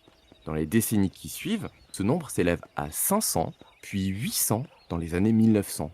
Il passe régulièrement à 900 et atteint même le nombre vertigineux de 6000 dans les années 1960. Le nombre de 700 guerriers, qu'on trouve souvent en ligne, et notamment sur Wikipédia, vient de la biographie publiée de Billy Dixon en 1914, écrite par son épouse, mais qui présente plusieurs différences avec le manuscrit original. En outre, le nombre de 700, en fait, il est cohérent avec les nombres évoqués à l'époque, c'est-à-dire dans les années 1900-1910. Mais du coup, il paraît excessivement exagéré en fait au regard des témoignages plus anciens. La richesse de la documentation permet aussi d'autres recoupages. Parfois, les sources états-uniennes et autochtones décrivent une même action, mais avec des points de vue différents, et ça c'est super intéressant. Par exemple, la biographie de Billy Dixon indique « L'un des hommes de Hanrahan était parti chercher les chevaux à 200 ou 300 mètres. Bientôt il revient en courant, et j'entendis les Indiens hurler. Et ils arrivèrent en poussant nos chevaux devant eux. J'ai attrapé mon fusil et tiré un coup avant de me replier dans le magasin de Hanrahan. » Le Comanche Frank Yellowfish raconte lui les événements, mais en tant que guerrier. Il relate avoir aperçu le vif flash d'un tir d'un unique fusil de chasseur au début du premier assaut dans la pénombre. Du coup, on peut relier les deux et aisément penser que ce coup de feu précisément a été tiré par Dixon. Cependant, il y a une divergence dans les récits sur la question à savoir si les colons avaient été avertis d'une attaque sur leur comptoir. De 1874 à 1930, les récits publiés affirmaient généralement que les gens qui dormaient dans le saloon avaient été réveillés par la poutre maîtresse qui s'est brisée au niveau du toit. Plus de la moitié des colons étaient donc réveillés pour effectuer des réparations. Or, il y a un chasseur ayant quitté Adobe Walls peu avant la bataille qui raconte vers la fin de sa vie que cette poutre avait été brisée intentionnellement et était un signal de Jim Hanrahan, le patron du saloon, qui aurait reçu un avertissement secret concernant l'attaque imminente. Le vieux chasseur déclara que lui et son frère connaissaient ce code, et c'est exactement pour ça qu'ils auraient quitté le comptoir avant la bataille. Curieusement, il y a certains témoignages qui semblent appuyer cette version. Mais on va pas se mentir, la majorité s'accorde quand même à dire qu'il s'agissait d'un simple accident. Donc ce point-là demeure donc irrésolu, probablement pour toujours. On va donc faire un point détaillé de la bataille grâce aux données historiques. Dans la pénombre du 27 juin 1874, les guerriers de Quanah, environ 200, s'approchent du comptoir par l'est. Vers 4h30 du matin, aux aurores, ils lancent leur attaque dans le but de submerger les occupants endormis. Cependant, peut-être la moitié des colons, ou plus, étaient déjà réveillés, probablement pour effectuer des réparations d'urgence au niveau de la poutre maîtresse du toit du saloon. Pendant ce temps, à l'extérieur, Billy Dixon se lève près son chariot pour atteler ses chevaux et partir à la chasse aux bisons. Dixon est accompagné d'un autre chasseur, Billy Hogg, et avait commencé à se diriger vers l'est pour rassembler leurs animaux qui se trouvaient à environ 800 mètres de l'établissement. C'est à ce moment qu'ils aperçoivent des mouvements au loin. Les cavaliers autochtones lancent leur charge, mais Dixon et Hogg parviennent à retourner à temps au saloon pour donner l'alerte. Les guerriers à cheval atteignent le centre de l'établissement, où se trouvent le saloon et la forge, mais les salves de tir intenses des occupants du saloon, ayant pu se barricader à temps, parviennent à rompre l'élan de la charge. Ce délai permet aux occupants des autres bâtiments de préparer à leur tour leur défense. Cependant, la rapidité de l'attaque ne permet pas d'établir un plan structuré, et les forces se divisent en 3 groupes principaux. La force la plus importante, composée de 11 hommes, occupe le magasin Myers & Leonard. Au saloon de Hanrahan se trouvent 9 défenseurs. Le point le plus faible est le magasin Ross & Company, défendu par seulement 7 personnes, dont Hannah Olds. Elle est l'épouse d'un des chasseurs, celui qui se tuera d'ailleurs avec sa propre arme, et c'est la seule femme à participer à la bataille. Alors habituellement, elle fait la cuisine dans le comptoir, mais elle est aussi entraînée au tir et participe activement à la défense des lieux. Les frères Shadler, ainsi que leurs chiens, sont tués lors de la charge pendant qu'ils dormaient dans leur chariot devant le magasin Myers & Leonard. Les guerriers s'approchent des bâtiments et tentent de forcer les portes avec les crosses de leurs fusils. Les cavaliers tournent autour de l'établissement en projetant des lances et tirant sur les défenseurs. Le bétail est volé et les chariots sont pillés. Certains guerriers, dont Quanah Parker, montent sur les toits pour tenter, sans succès, de pénétrer dans les structures. Pendant ce temps, Kwenato Savit, en tant que chef spirituel, est nu, le corps entièrement peint en jaune, et observe les événements depuis une colline. Quanah est à la tête des guerriers Comanches, Lone Wolf des Kiowa, et les Cheyennes sont dirigés par Stone Cold, White Shield et Old Warwind. Malgré la violence de l'assaut, les défenseurs tiennent bon, forçant finalement les premiers assaillants à se retirer. Les chasseurs sont équipés d'armes à répétition, mais aussi de fusils Sharps, des fusils de précision de gros calibre, et ils disposent d'une énorme quantité de munitions. À l'abri, dans les bâtiments, ils infligent de lourdes pertes aux guerriers à découvert dans la prairie. Après une demi-heure de combat, les guerriers se replient définitivement, laissant une douzaine de morts ou blessés. Le cheval de Quanah Parker est abattu à 400 mètres des bâtiments environ. Puis il se met à couvert derrière la carcasse d'un bison. Le chef Comanche est blessé à l'épaule et au cou, mais il arrive quand même à rejoindre un fourré où il est secouru par un autre guerrier. Les attaques deviennent alors sporadiques et se résument à des échanges de tirs. Certains guerriers arrivent parfois à progresser en se plaçant de couvert en couvert derrière les chariots, les palissades des enclos et les tas de peaux de bison. Billy Tyler, un des occupants du magasin Myers & Leonard, sort à ce moment pour protéger le bétail et, du coup, est abattu d'une balle. À midi, les défenseurs du saloon sont presque à court de munitions. Dixon et Hanrahan sortent par une fenêtre pour rejoindre le magasin Ross & Company, où se trouve un stock de munitions de plus de 11 000 cartouches. Hanrahan revient au saloon, mais Dixon reste au magasin pour aider à sa défense. Vers 14h, les attaquants commencent à se retirer d'Adobe Walls, continuant de tirer depuis les collines environnantes pendant 2 heures environ. Parfois, dans un acte de bravoure, des guerriers isolés tentent des charges, sans succès. coûtant aux assaillants des pertes supplémentaires dues aux armes à longue portée des défenseurs. C'est une défaite pour Quana et Kwenatosavit, et du coup les chasseurs n'ont pas été submergés et 15 à 30 guerriers au total ont été tués ou blessés. Alors que Kwenatosavit est en train de délibérer avec les autres chefs, une balle tirée par un des défenseurs d'Adobe Walls tue son cheval. Vers 16h, les assaillants se désengagent définitivement des lieux. Leur raid étant motivé par la protection magique, censée rendre invulnérables aux balles, le constat catastrophique met un coup fatal à leur morale. Kwenatosavit subit après ça la colère des guerriers, mais la consternation provient également de la portée inattendue des fusils Sharps des défenseurs, bien supérieure à celle des armes autochtones. Et ce double revers, l'échec de la magie et la précision à longue portée des défenseurs, est ce qui pousse à la retraite définitive. Kwenatosavit perd alors totalement de sa crédibilité. Il est roué de coups, discrédité et est renommé Isetai, ce qui peut se traduire par vulve de loup. Alors que Kwenatosavit, ça voulait dire White Eagle, aigle blanc du coup. Ok, ouais. Point Ouais, vulve de intéressant. loup, ça ressemble beaucoup à une insulte. Hein. Ouais, c'est clairement péjoratif, Un peu, tout oui. à fait. Donc, point intéressant, ce n'est pas la première fois qu'une magie est utilisée pour rendre les guerriers invulnérables aux balles. Lors de la bataille de la rivière Solomon, en 1857, il y a une magie similaire qui avait été utilisée par les Cheyennes du Nord. Mais subissant une charge de cavalerie au sabre, les Cheyennes avaient été contraints de se replier. Après que les combats cessent à Adobe Walls, les chasseurs sortent prudemment pour piller les corps des guerriers et évaluer la situation. Des chevaux morts, des bœufs et des mules jonchent le paysage. Les chasseurs coupent les têtes des guerriers morts et les plantent sur des pics. Pendant les jours qui suivent, ils vivent dans la peur, craignant un nouvel assaut. Et en effet, des fois, il y a des groupes de guerriers qui sont aperçus, mais qui restent à bonne distance. Le 29 juin, environ 15 cavaliers sont sur une haute crête à l'est de l'établissement. Billy Dixon est encouragé par ses compagnons et accepte le défi de leur tirer dessus, alors que la distance supposément estimée est de plus de 1400 mètres. Quelques secondes plus tard, c'est avec étonnement que les colons aperçoivent un guerrier tombé de sa monture. Le tir le plus célèbre de la conquête de l'Ouest entre dans la légende. Mais au final, Dixon ne l'a jamais revendiqué. En quelques jours, 100 à 200 chasseurs des environs arrivent en renfort, mais quelques semaines plus tard, tous les colons quittent définitivement Adobe Walls pour Dodge City. Les autochtones reviennent alors sur les lieux pour piller et incendier les bâtiments.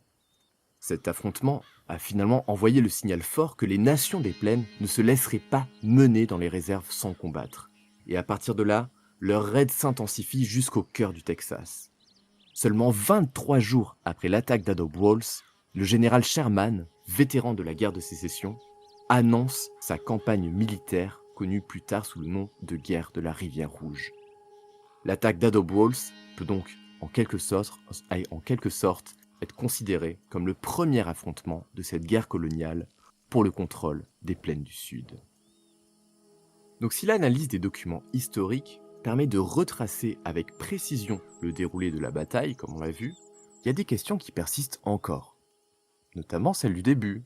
Comment 28 hommes et une femme sont parvenus à repousser une attaque d'environ 200 guerriers? Quelles étaient les tactiques aussi utilisées par les assaillants? Eh bien, en fait, il y a des éléments de réponse qui peuvent être apportés par l'archéologie. Le site, en lui-même, et les vestiges des bâtiments sont bien étudiés. Mais il reste des lacunes concernant la bataille dans son ensemble, y compris les endroits où les attaquants ont pu s'abriter et tirer à distance sur les défenseurs. Il est donc difficile d'avoir une compréhension exhaustive des tactiques utilisées par les guerriers autochtones.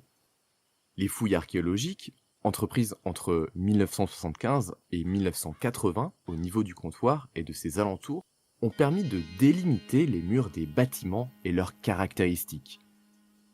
Par exemple, les fondations du bâtiment du magasin Myers & Leonard, c'est ce que je vous ai mis sur les petits encadrés rouges, vous allez voir, ont permis de démontrer qu'il était fortifié sur l'un de ses angles, montrant que l'établissement avait une dimension défensive dès sa construction, complétée par un vaste enclos protégé de palissades.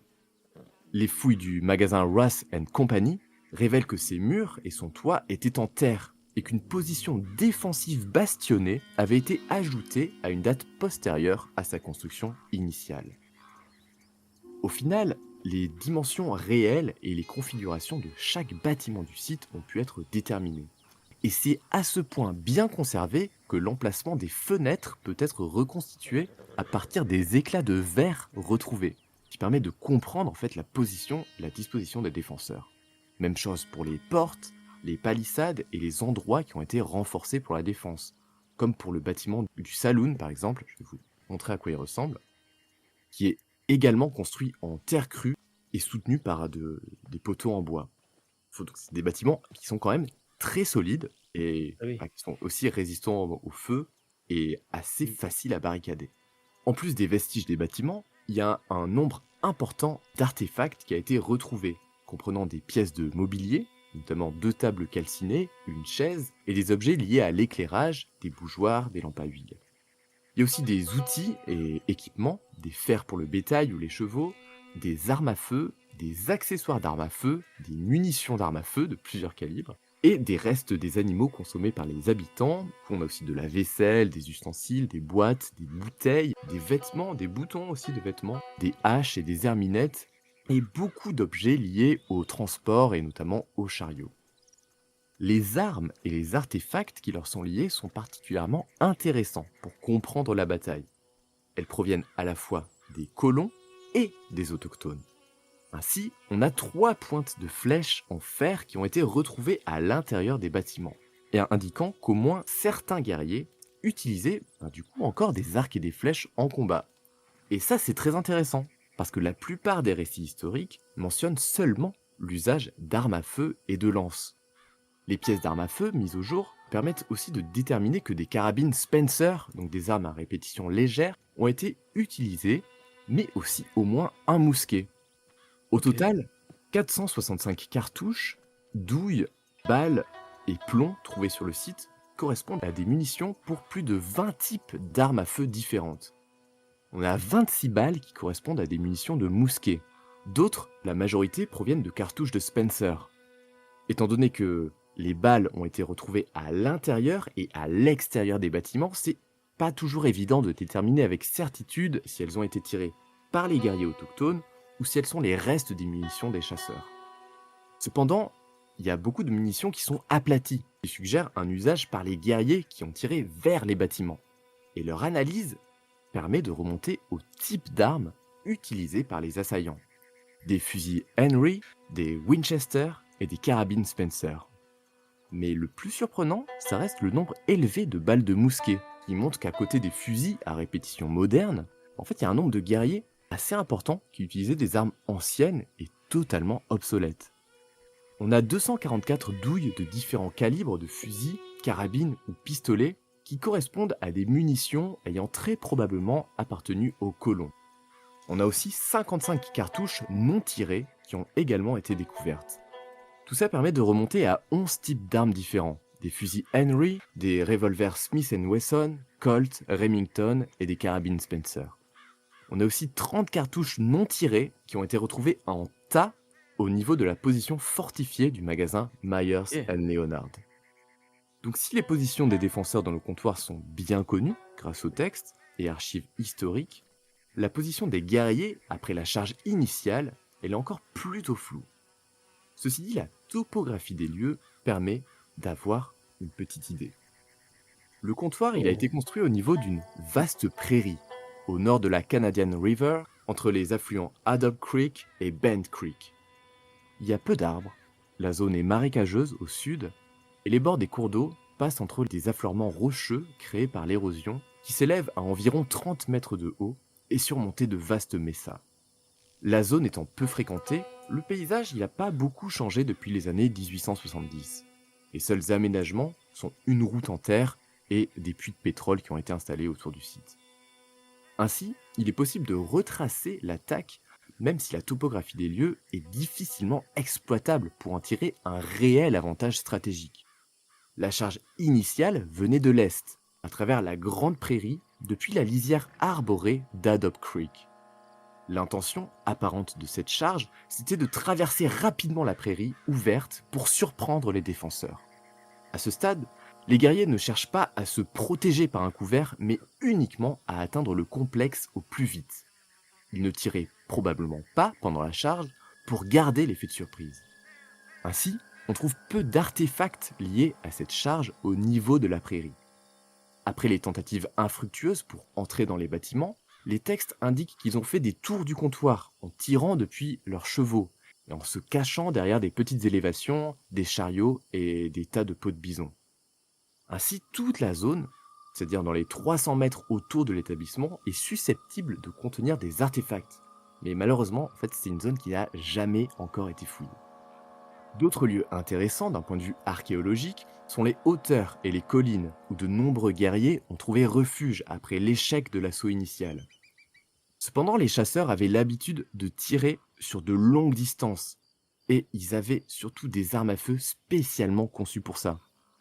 Il était courant en fait que les chasseurs tuent des bisons situés jusqu'à plusieurs centaines de mètres, voire au-delà du kilomètre de distance, avec ce genre de type d'armes, les fusils Sharps. Les textes mentionnent des tirs de chasseurs sur des groupes de guerriers au sommet des collines, comme le célèbre tir de Billy Dixon. Et en effet, en 2005, il y a un archéologue amateur qui a trouvé des douilles de cartouches tirées par les guerriers autochtones et des balles tirées par les chasseurs sur au moins un des plateaux à l'est d'Adobe Walls. Ce sont ainsi 22 douilles de cartouches, 10 balles et une épingle à cheveux ou à chapeau qui ont été récupérées à environ 700 mètres de distance du comptoir. Les cartouches correspondent, après analyse au microscope, à celles de carabines Spencer, de fusils Henry ou de Winchester modèle 1866. Les analyses permettent aussi d'avoir un aperçu du nombre d'armes utilisées à cet endroit précis, chaque arme individuelle marquant de manière spécifique les balles tirées. Et de cette manière, basée sur cet échantillon, on sait qu'il y avait là 6 carabines Spencer différentes et 4 fusils Henry ou Winchester modèle 1866. L'analyse des balles, quant à elle, permet de déterminer que les chasseurs ont utilisé au moins 6 fusils Sharps différents, probablement privilégiés lors du combat à longue portée par rapport aux fusils à répétition à moindre portée utilisés pour repousser la première charge à l'intérieur de l'établissement. La présence de ces artefacts confirme les récits des chasseurs sur les combats à longue distance qui ont eu lieu après la première charge et que les guerriers autochtones se sont repliés sur les hauteurs des Messas. Le fusil Sharp, c'est un régiment spécifique de tireurs d'élite de l'armée nordiste pendant la guerre de sécession.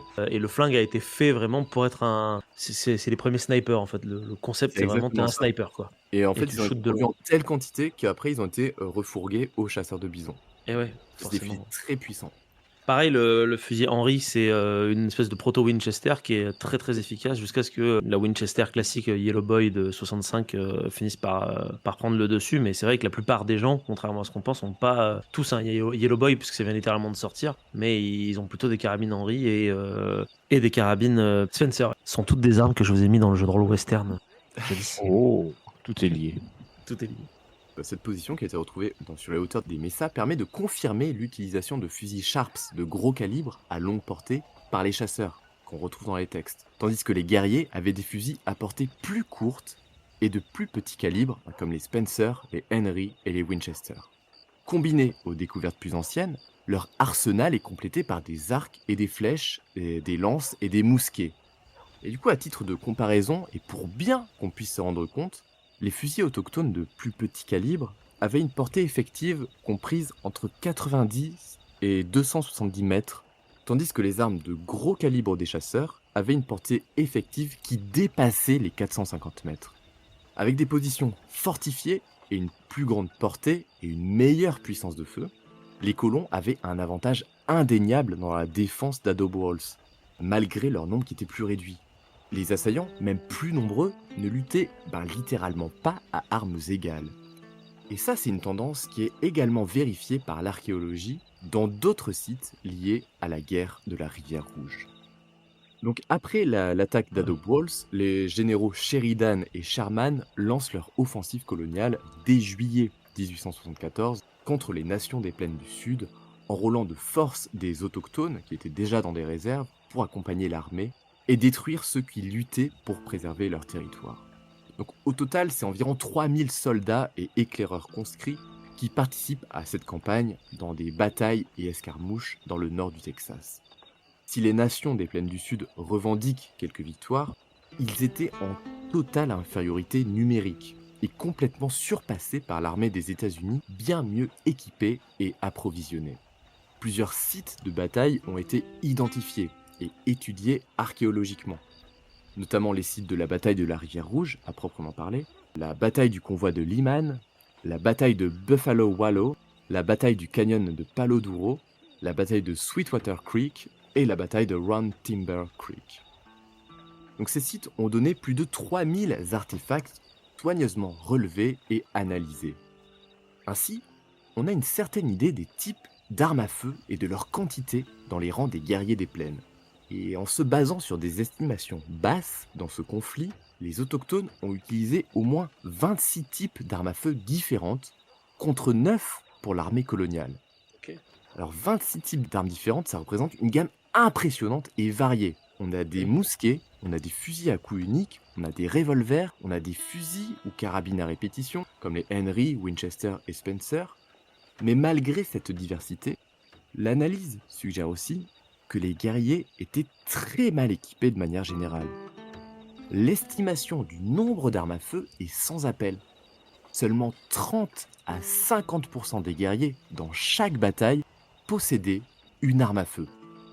La carabine Spencer, c'était l'arme la plus courante, suivie des fusils Henry ou Winchester, modèle 1866 ou 1873. Ensemble, ces modèles à répétition représentent environ la moitié des armes à feu utilisées. Environ 36% c'était des fusils ou carabines à un coup, 8% des mousquets et le reste, environ 3% des revolvers. Mais il y a un point qui est à soulever, c'est que dans ces chiffres, les mousquets sont probablement sous-représentés puisque tous les calibres possibles n'ont pas été pris en compte dans cette étude. Étant donné que l'on sait que de nombreux guerriers qui ont participé à d'autres batailles étaient présents à Adobe Walls, on peut donc extrapoler et supposer que les mêmes proportions sont applicables ici. Donc avec ça en tête, il est donc très probable que seulement 30 à 50% des assaillants autochtones avaient des armes à feu. Ce qui, si on le ramène en chiffres, représente au maximum 60 à 100 personnes. C'est que dalle.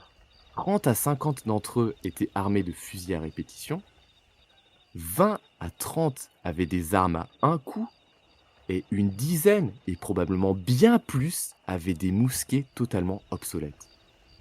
Un petit nombre de guerriers possédaient aussi probablement uniquement des pistolets. Et le corollaire de tout ça, c'est que 100 à 140 guerriers utilisaient uniquement des armes traditionnelles, des arcs, des flèches, des lances. Du coup, même si les chasseurs d'Adobe Walls étaient en très faible nombre, ils disposaient d'une puissance de feu considérablement supérieure et d'un approvisionnement en munitions beaucoup plus important que les guerriers des plaines. L'impact psychologique des armes à longue portée des défenseurs sur les attaquants, au milieu de la plaine, depuis une position fortifiée, a donc dû être décisif. De cette manière, l'enceinte du comptoir, après la retraite de la première charge, devenait juste impossible à prendre d'assaut. Les preuves archéologiques montrent en outre que les défenseurs pouvaient tirer avec précision sur des groupes retranchés sur les messas à plus de 700 mètres de distance. La démoralisation et l'absence d'alternatives stratégiques ont dû être fatales aux assaillants. Ils ne pouvaient en définitive tout simplement pas égaler la puissance de feu des colons. Bien à l'abri, avec des armes à plus grande portée et de plus gros calibre, les colons auraient fait un massacre si les troupes de Kuana avaient tenté quoi que ce soit après la première charge. Du coup, la retraite était devenue la seule solution. En prenant en compte les travaux historiques et archéologiques de cette bataille, on se rend compte que se dessine un affrontement qui est beaucoup moins légendaire ou héroïque que les versions racontées, en ligne par exemple, et souvent exagérées. Si les défenseurs sont parvenus à repousser les guerriers des plaines, c'est avant tout parce qu'ils disposaient de plusieurs avantages tactiques. Le nombre de guerriers, souvent outrancièrement élevé, comme pour glorifier l'action des colons, n'est en outre pas une donnée pertinente s'il n'est pas rapporté au nombre et au type d'armes qui étaient utilisées par les autochtones. Et utilisé de cette manière, en fait, il sert qu'à renforcer le côté folklorique de l'événement. Et ça, c'est flagrant en fait au regard de la mythologie un peu de la conquête de l'Ouest, à l'héroïsation des pionniers et militaires états-uniens, et du coup à la négation de la condition des populations autochtones qui sont réduites à devoir lutter avec ce qu'elles avaient sous la main, en tentant le tout pour le tout, protéger leurs terres et les troupeaux de bisons. La bataille d'Adobe Walls n'est pas une victoire héroïque d'un groupe de pionniers, mais en fait c'est le résultat d'une dynamique de colonisation en cours dans les plaines du Sud. À ce titre, même une victoire autochtone à Adobe Walls n'aurait absolument rien changé en fait à ce qui allait se passer ensuite, c'est-à-dire la guerre coloniale menée par les États-Unis pour anéantir les nations des plaines. Héroïser, mythifier une bataille, ça participe à reproduire le récit colonial et national, à mettre de côté le contexte et les dynamiques plus générales à l'œuvre, sont pourtant primordiales. L'histoire et l'archéologie, bien qu'elles donnent pas toutes les réponses, ça permet quand même de prendre un certain recul, je trouve, et ça permet aussi de remettre en question et de mieux comprendre les événements. Donc c'est pas des disciplines qui sont non plus exemptes de biais, mais au moins elles permettent souvent d'aborder ce type d'événements dans une perspective plus large, avec un recul critique. Et du coup, je pense que la bataille d'Adobe Walls, on peut presque la considérer comme un cas d'école, tant ces disciplines permettent d'aller à l'encontre un peu de la construction du récit colonial autour d'une confrontation qui est juste tragique. Voilà. Merci. Merci du coup Nico, parce que c'était extrêmement intéressant et c'est vrai que ça démontre de surcroît en plus l'importance du travail de l'archéologue par rapport effectivement à la déconstruction d'un roman national et quelque chose dont on devrait aussi prendre de la graine de notre côté parce que dans ces temps d'obscurantisme proto-fasciste, je pense que c'est effectivement très important de remettre quand même un peu les pendules à l'heure et comme toujours tu l'as fait avec je vais dire bravoure, mais c'est pas pas le bon mot. Brio. Brio, voilà, c'est ça, brio. Mais oui, en tout cas, merci à toi parce qu'au final, en ligne, tu retrouves souvent. C'est une bataille qui est assez peu évoquée, à part sur des sites de fans d'histoire, d'associations d'histoire, souvent du Texas. Sur Wikipédia, il y a très très peu de choses. Les sources sont vraiment pas top. Et pourtant, il y a des fouilles. Il y a eu au moins 5 années de fouilles dans les années 70-80, plus une étude globale sur toutes les batailles de la Rivière Rouge. Donc en fait, il y a énormément de données. En fait, il y aurait de quoi alimenter Wikipédia, il y aurait de quoi alimenter toutes les infos qu'on a en ligne. Et malheureusement, c'est un travail qui n'est pas fait. Qui n'est pas fait, mais que tu viens de faire en vulgarisant tout ça. Et comme je disais, merci du coup à toi. Je t'applaudis bien évidemment. J'en profite pour applaudir aussi Clément dans la foulée, qu'on n'a pas applaudi tout à l'heure parce qu'on a fait la transition directement. Donc, bravo à tous les deux. Et comme on vient de le dire, l'archéologie c'est extrêmement important parce que là où l'histoire pêche, l'histoire au sens de la matière pêche, l'archéologie est là aussi pour rattraper un petit peu tout ça. Et justement, moi je voulais vous parler un peu d'histoire ce soir. Parce que là on a parlé archéologie, mais moi je vais complètement vous parler de textes et non pas de faits matériels. Comme je vous l'ai dit en introduction, pour moi les guerres indiennes c'est vraiment une question de cinéma, de grande histoire entre guillemets, qui certes, si elles se font la propagande d'un rêve américain, qui lui a tout d'un cauchemar pour les natifs, a toutefois bercé mon enfance et mon imaginaire. Alors j'aurais voulu, comme je vous l'ai dit tout à l'heure, tenter de déconstruire un peu ce biais. C'est pour ça d'ailleurs que je vous ai invités tous les deux afin de pouvoir ensemble réussir à faire ça, et parce que vous êtes excellents tous les deux dans vos domaines respectifs. Et ça, c'est cette introduction que je vous ai faite tout à l'heure et que je vous refais maintenant, c'est un peu le rêve. Parce que tu l'as dit tout à l'heure Nico, la réalité elle est toute autre, puisque quand on essaie de chercher des choses sur ce conflit-là, sur ces guerres-là, on tombe sur pas grand-chose en fait. On tombe beaucoup sur le côté grandiloquent du rêve américain, du 4 Gugus qui vont se battre contre 50 Cheyennes, armés jusqu'aux dents, etc. etc. Et je savais que tu allais déconstruire le truc, et je me suis dit, plutôt que de déconstruire le truc, on peut peut-être plonger directement dans cet imaginaire-là. Et du coup, au cours de mes recherches, je suis tombé sur un article qui raconte une histoire incroyable, une histoire qui aurait dû être adaptée au cinéma, une histoire qui compile littéralement tous les clichés possibles du western de la seconde moitié du XXe siècle. Et vous savez, comme j'adore les westerns, donc forcément, du coup, j'ai plongé corps et âme dans ce truc-là. Donc aujourd'hui, comme je le dis avec moi, on va pas déconstruire, on va s'enfoncer dans l'imaginaire d'une Amérique sauvage à travers les yeux du lieutenant Frank Dwight Baldwin. Alors, Frank Dwight Baldwin, qui est né en 1842 et 1923, enfin un petit peu de contexte, était déjà un héros de l'Union lorsqu'il arriva dans les Grandes Plaines en 1866. En effet, en 1863, soit donc 3 ans plus tôt, combattant comme officier volontaire dans le 19e régiment d'infanterie du Michigan, Frank Baldwin fut recommandé pour la médaille d'honneur pour sa bravoure alors qu'il commandait la défense près de Stone River dans le Tennessee. En 64, les supérieurs de Baldwin le nominèrent une deuxième fois, cette fois pour sa bravoure lors de la bataille de Peachtree Creek durant la campagne de Sherman contre Atlanta. Alors autant la première médaille il l'a pas eu, autant la deuxième il l'a eu quand même, mais seulement près de 30 ans plus tard, soit en 1891. Mais bref, c'est pas le sujet. Sur la frontière des Grandes Plaines, le lieutenant Frank Baldwin commandait une compagnie du 37e régiment d'infanterie des États-Unis qui, pendant 2 ans, entre 66 et 68, escortait les voyageurs migrant vers l'ouest dans les diligences le long de la Smoky Hill River Road, depuis les environs de son poste à Fort Harker au Kansas jusqu'à la frontière du Kansas et du Colorado, près de Fort Wallace. Alors je commence à prendre des accents, c'est pas bon pour la suite. C'est souvent comme ça, j'ai l'impression, quand on lit les documents historiques, l'accent il vient dans la tête. C'est quand Ouais, tu c'est lis, ça. Et moi, je commence déjà à imaginer le mec avec le chapeau qui me dit ouais, la frontière du Kansas. C'est un narrateur avec un accent. Exactement, il a un gros cigare comme ça. J'espère juste qu'il n'y a pas un personnage mexicain. Alors méfie-toi, méfie-toi. Non, Roté, non. Durant ces déplacements, Baldwin et ses troupes apprirent les rudiments de la lutte contre les Indiens et les nécessités de la survie sur la frontière des Grandes Plaines. À la fin de 1868, Baldwin, désormais affecté au territoire du Nouveau-Mexique, voyage avec sa compagnie jusqu'à Old Fort Fauntleroy, près de l'actuel Gallup, au Nouveau-Mexique, donc, pour superviser la construction d'un fort qui s'appellera Wingate II, un poste depuis lequel l'armée surveillerait ces infâmes Indiens Navarros. Ouais, je commence à rajouter des adjectifs aussi pour être encore plus dans le cliché. Qui revenaient de leur exil de Bosque Redondo Reservation vers leur réserve nouvellement établie dans la région des Four Corners dans le sud-ouest.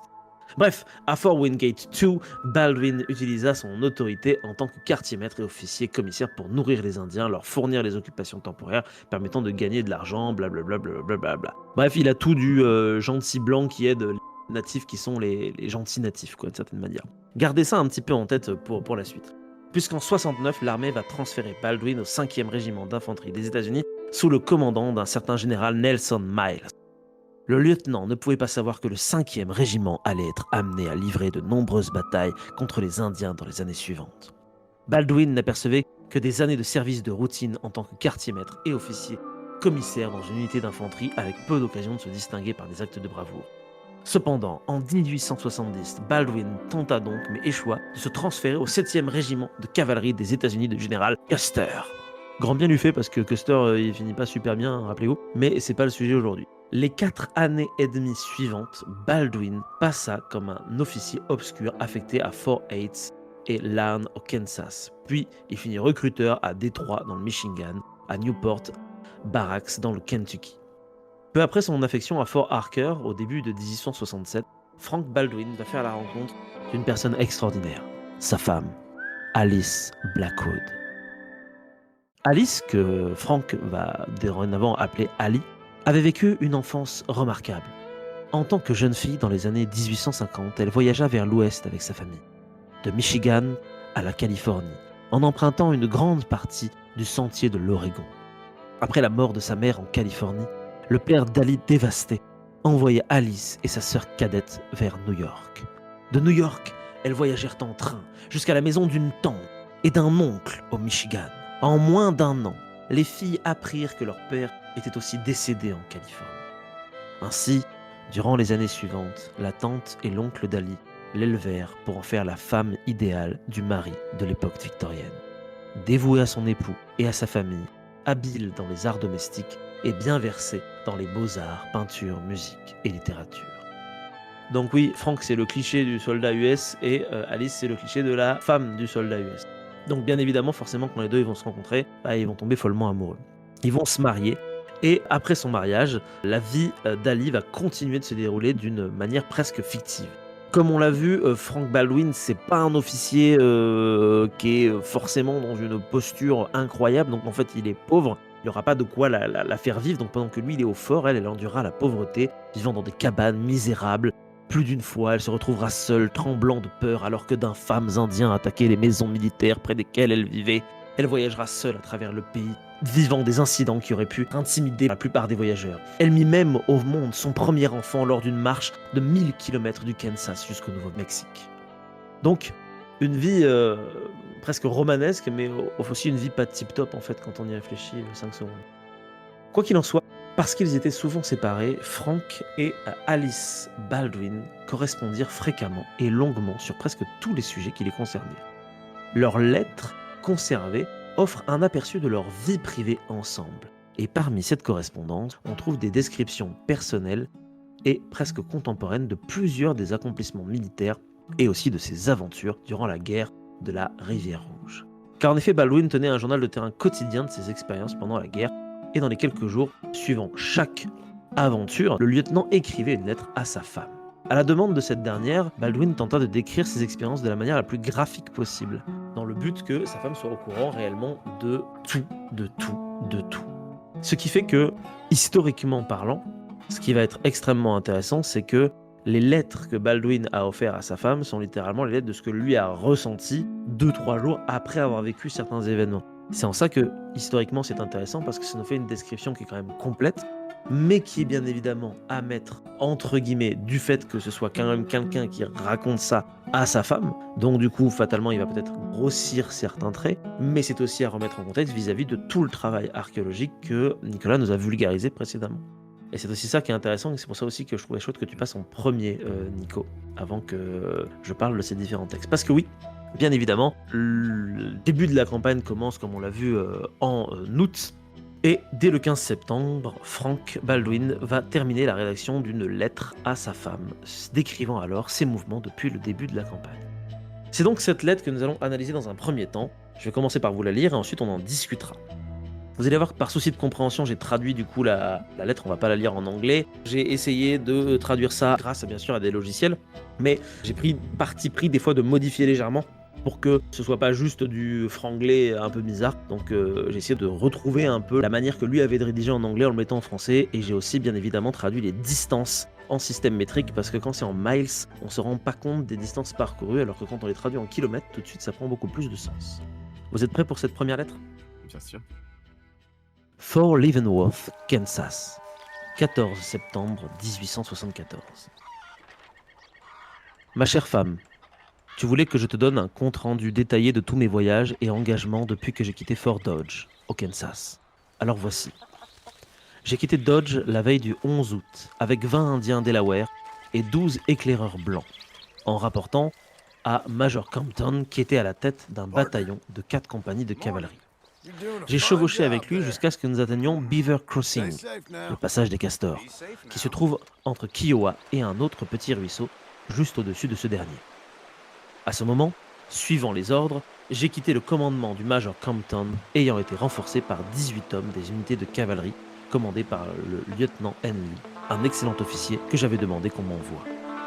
Le matin du 16, avec mon petit mais sélectionné commandement, j'ai commencé la marche vers Adobe Walls. Ce nom doit vous dire quelque chose maintenant. Ma troupe consistait maintenant en 2 officiers de compagnie et 50 hommes. Nous arrivâmes à Adobe Walls à 22h, le 19 août, après avoir chevauché près de 145 km en 3 jours. Les 80 derniers kilomètres ont été parcourus en une seule journée et sans eau. Mes hommes ont beaucoup souffert de ce manque. Adobe Walls doit son nom au fait qu'il y a bien des années, des Mexicains ont construit un poste de commerce là-bas, en utilisant la même adobe avec laquelle étaient construites toutes leurs anciennes maisons de Mexicains. Note de moi-même, l'adobe, ce sont des briques d'argile et de paille, c'est un peu comme du... C'est vrai qu'on n'a pas précisé ce que c'était l'adobe, ouais, depuis. Du coup, je l'ai noté là-dedans, ne t'inquiète pas, je prendrai sur ça. Et du coup, oui, il y a bien des Mexicains dans l'histoire. Ces vieux bâtiments sont toujours debout, mais dans un état de délabrement tel qu'ils ne peuvent plus être utilisés. Je me suis installé en campement à notre arrivée dans un endroit qui s'est avéré être très mauvais, mais je n'ai pu m'en rendre compte qu'à la lumière du jour, car il faisait trop sombre. Et le matin suivant, contrairement à ma vieille habitude, je n'ai pas démonté le camp, car les hommes étaient tous très fatigués, tout comme moi. Imagine-toi dans ma situation. Après n'avoir pas monté de cheval pendant 2 ans, puis devoir me remettre en selle, traverser 80 km dans un pays désert et stérile, sous un soleil aussi chaud qu'un fou. Eh bien, le matin du 20, environ 75 Indiens sont arrivés en haut d'une colline, à environ 45 mètres de notre camp, ont ouvert le feu sur nous. La cavalerie a immédiatement été montée et j'ai ordonné au lieutenant Henley de les suivre à toute vitesse. Mes Indiens Delaware étaient très lents à se préparer, et ce fut un certain temps avant que je puisse les faire partir. Mais quand ils se sont mis en marche, c'était un spectacle amusant de les voir hurler et se comporter exactement comme les démons sauvages. La poursuite a continué dans un certain temps et sur une distance d'environ une quinzaine de kilomètres à travers les collines de sable et un terrain très difficile. Nous sommes revenus de la chasse vers 20 heures.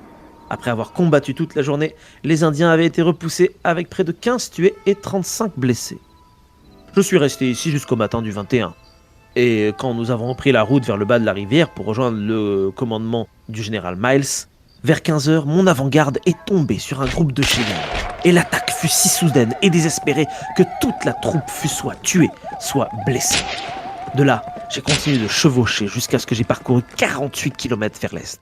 Je me suis installé en campement, m'attendant à être attaqué à tout moment par un grand groupe des nobles hommes rouges, car ils étaient perchés sur les crêtes pendant presque toute la soirée. Quant à savoir si mes Indiens Delaware sont des hommes courageux, ainsi que mes éclaireurs blancs, je n'ai qu'une seule réponse à donner. Je n'ai jamais vu des hommes plus courageux et aucun d'eux n'a jamais flanché. Rien de plus à signaler, à part le fait que nous avons été surveillés de près à chaque heure du jour et de la nuit.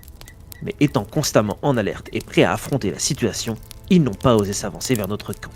J'ai fini par rejoindre l'état-major le 24, près des collines de Antelope. Le 28, nous avons trouvé un grand sentier, un campement. Nous l'avons suivi avec toute l'énergie et le zèle d'un chien de chasse après son gibier. Et pendant 3 jours, la poursuite a continué sans répit. Le matin du 30, comme d'habitude, les éclaireurs étant toujours en première ligne, nous avons attaqué avec toute la fureur qui caractérise les Indiens en essayant de briller la nuit. Ils ont lutté avec acharnement pendant 5 minutes et mes braves éclaireurs se sont battus aussi désespérément en tenant leur propre position. Mes flancs étaient vulnérables et je n'avais que suffisamment d'hommes pour défendre mon front. C'est à ce moment que le lieutenant Henley est arrivé et m'a rapporté qu'il avait une partie de sa compagnie avec lui. Dès qu'il fut là, j'ai ordonné que toute la ligne charge, ce qu'ils ont fait aussi vite qu'un clin d'œil en écrasant tout sur leur passage, mais seulement sur une distance de 183 mètres. Nos ennemis s'étaient de nouveau installés et cette crête devait être prise. Sinon, nous risquions de perdre beaucoup d'hommes. J'ai de nouveau donné l'ordre de charger et cette fois-ci, une lutte des plus courageuses a eu lieu et la colline a été prise. Quand la bataille a pris fin, nous avions combattu durement toute la journée et nous étions heureux de pouvoir nous reposer. Il y avait environ 600 Indiens et le même nombre de nôtres. Notre victoire fut totale. Le lendemain matin, j'ai été envoyé en reconnaissance à nouveau pour retrouver le sentier. Après avoir traversé un village indien abandonné, nous avons retrouvé leurs traces. Nous l'avons suivi jusqu'à la nuit. Nous avons campé en attendant l'aube du jour suivant. Les Indiens avaient abandonné tout ce qu'ils avaient emporté dans leur marche. Du coup, nous avons tout brûlé en passant. Il devait y avoir au moins 300 tentes détruites. Voilà ma chérie.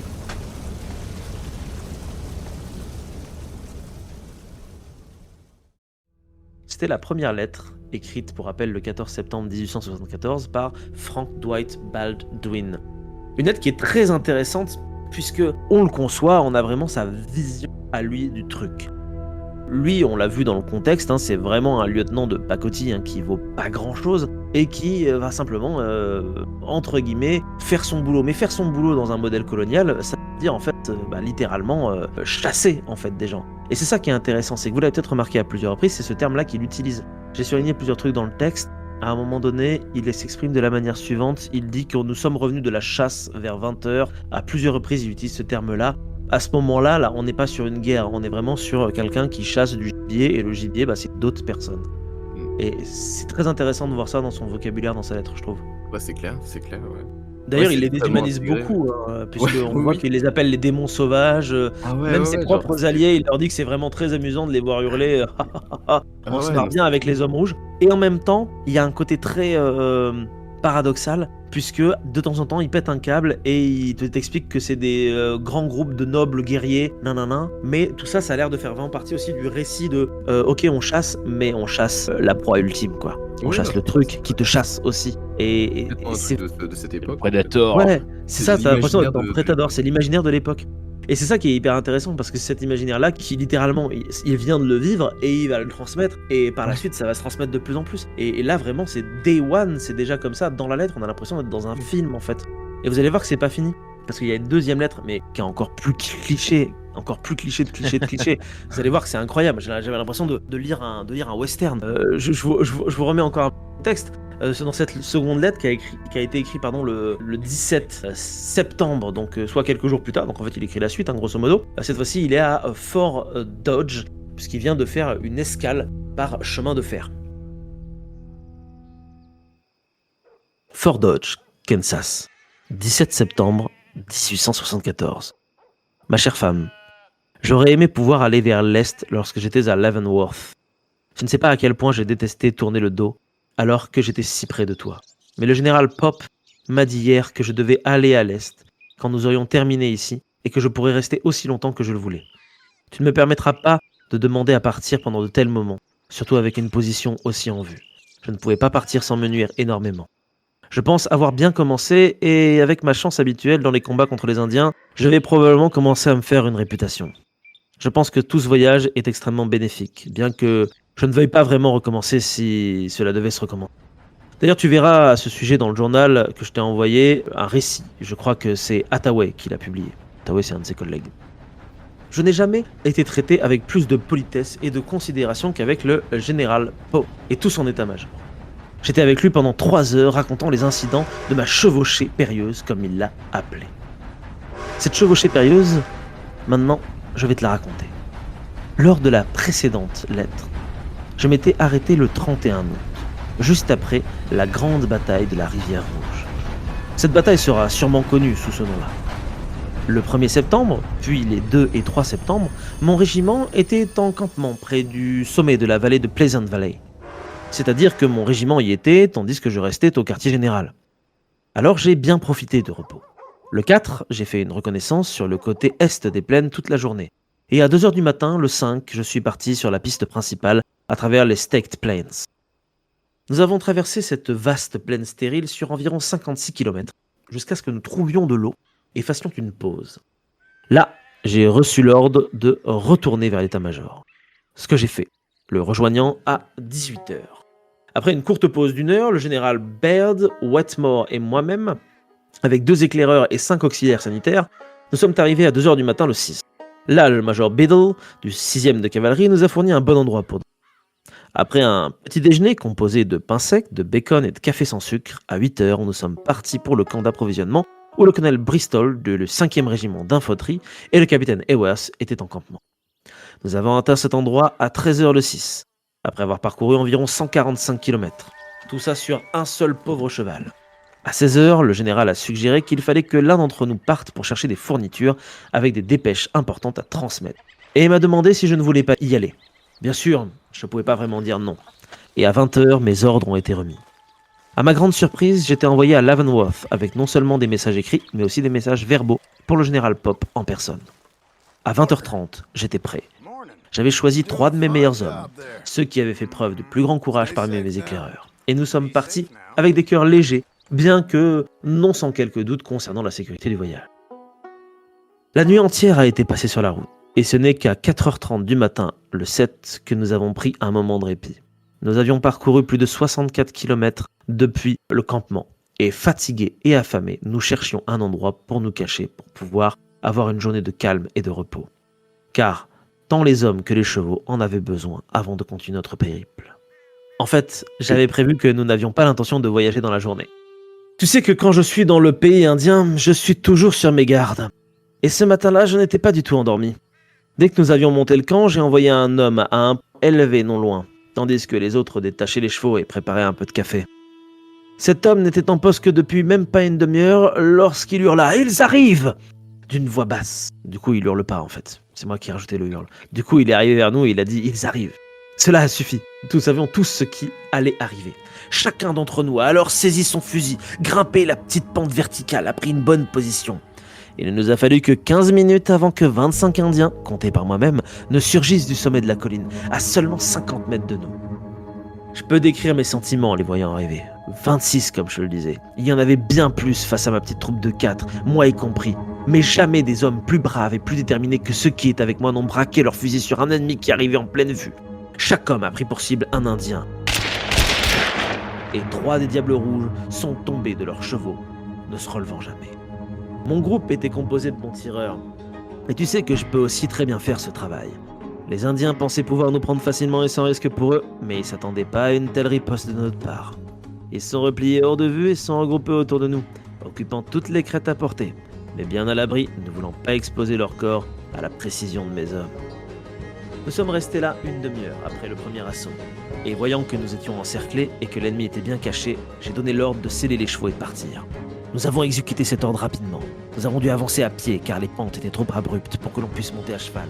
Et tout ça sous un feu assez intense, mais je suis heureux de dire qu'il n'était pas bien dirigé. Une fois que nous avons atteint le sommet de la colline, nous étions complètement exposés à leur feu concentré.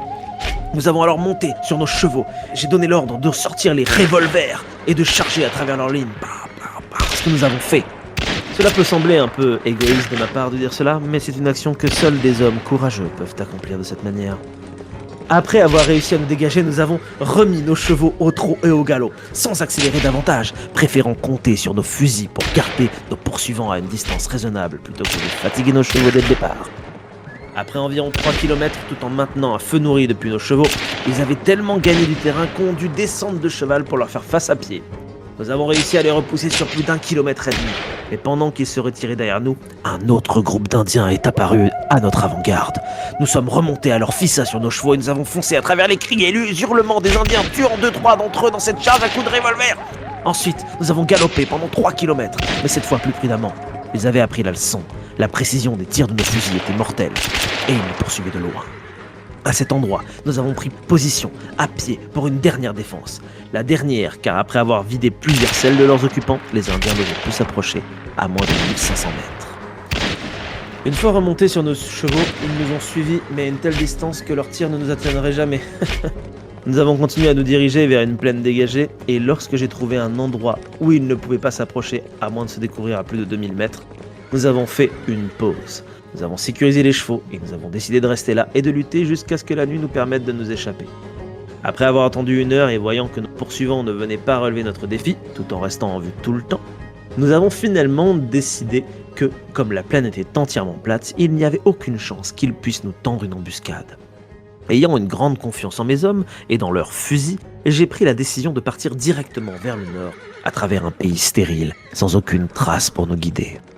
De plus, il s'était mis à pleuvoir sans cesse, comme seuls les déserts occidentaux savent le faire. Pendant la bataille, nous avions perdu tout ce que nous avions en dehors de nos fusils, de nos munitions et de 6 morceaux de pain sec chacun, qui avaient été réduits en pâtes par la pluie. Pendant 2 jours et 2 nuits, nous avons mangé que des raisins et des glands. Nous avons traversé ce pays sans relâche, et je t'assure qu'il n'a pas cessé de pleuvoir.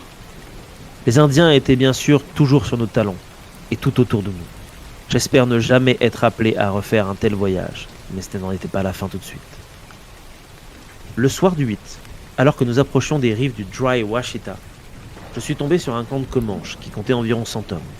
Nous étions environ à 5 km et nous avions été repérés par leurs avant-postes, mais cette fois-ci nous étions prêts. Comme nous étions tout couverts de couverture, nous ressemblions davantage à des Indiens qu'à des Blancs. Nous avons agi alors à leur manière, nous sommes allongés sur nos chevaux et nous galopés tout droit devant nous. Nous n'avions pas fait beaucoup de chemin avant de tomber sur un de leurs guetteurs qui avait 2 chevaux. Nous avons capturé les 2 chevaux, ainsi que l'Indien, et nous les avons emmenés tous dans les bois à environ 800 mètres de là. Cela a été l'apogée de notre audace. L'idée que 4 hommes sur des chevaux épuisés fonçant à travers un camp de 100 Indiens sauvages, capturant un de leurs hommes et 2 de leurs chevaux semble presque suicidaire, mais nous étions tous désespérés, et n'ayant aucun espoir de nous en sortir, nous avons décidé de jouer notre dernier atout et de partir avec audace. Une fois arrivés dans les bois, nous nous sommes sentis soulagés car nous ne pouvions nous défendre contre toute tentative d'attaque avant la tombée de la nuit. Nous avons continué notre voyage sur la rivière Washita pendant près de 24 km, restant bien dans les bois pour ne pas nous faire repérer. Après la tombée de la nuit, nous avons traversé la crête et atteint la rivière Canadian, à environ une trentaine de kilomètres à l'ouest des Antelope Hills. Là, j'ai retrouvé le major Lehman, capitaine du 50e infanterie des États-Unis d'Amérique, en campement avec le convoi d'approvisionnement pour le commandant du général Miles. J'ai trouvé de nouveaux chevaux et j'ai remis l'Indien, qui d'ailleurs s'avérait être un blanc ayant vécu parmi les Indiens depuis l'âge de 6 ans. Puis j'ai ajouté 2 des hommes de Liman à ma troupe, portant mon groupe à 5 éclaireurs plus moi-même, donc 6. Nous avons creusé des trous dans le sable et nous nous sommes installés en attendant la nuit. Le Major Liman partit tôt ce matin-là. Le 9, rien d'intéressant ne s'est produit pendant la journée. Dès la nuit tombée, j'ai repris ma route vers Supply, un trajet de plus de 100 km. Et je suis arrivé le matin suivant à 10h. J'en ai fait des chevauchées difficiles dans ma vie, mais jamais une aussi longue. Je t'assure qu'elle n'avait rien à voir avec toutes celles que j'ai pu faire avant. J'ai monté pendant 14 heures, de 20h le 6 jusqu'à 10h le 10, avec seulement environ 14 heures de repos, dont la moitié après 60 heures de route, parcourant au total près de 644 km. J'espère ne jamais avoir à refaire un tel voyage, et ce n'était pas juste la distance, mais aussi le fait que nous avons dû nous battre pendant 2 jours, sans s'arrêter.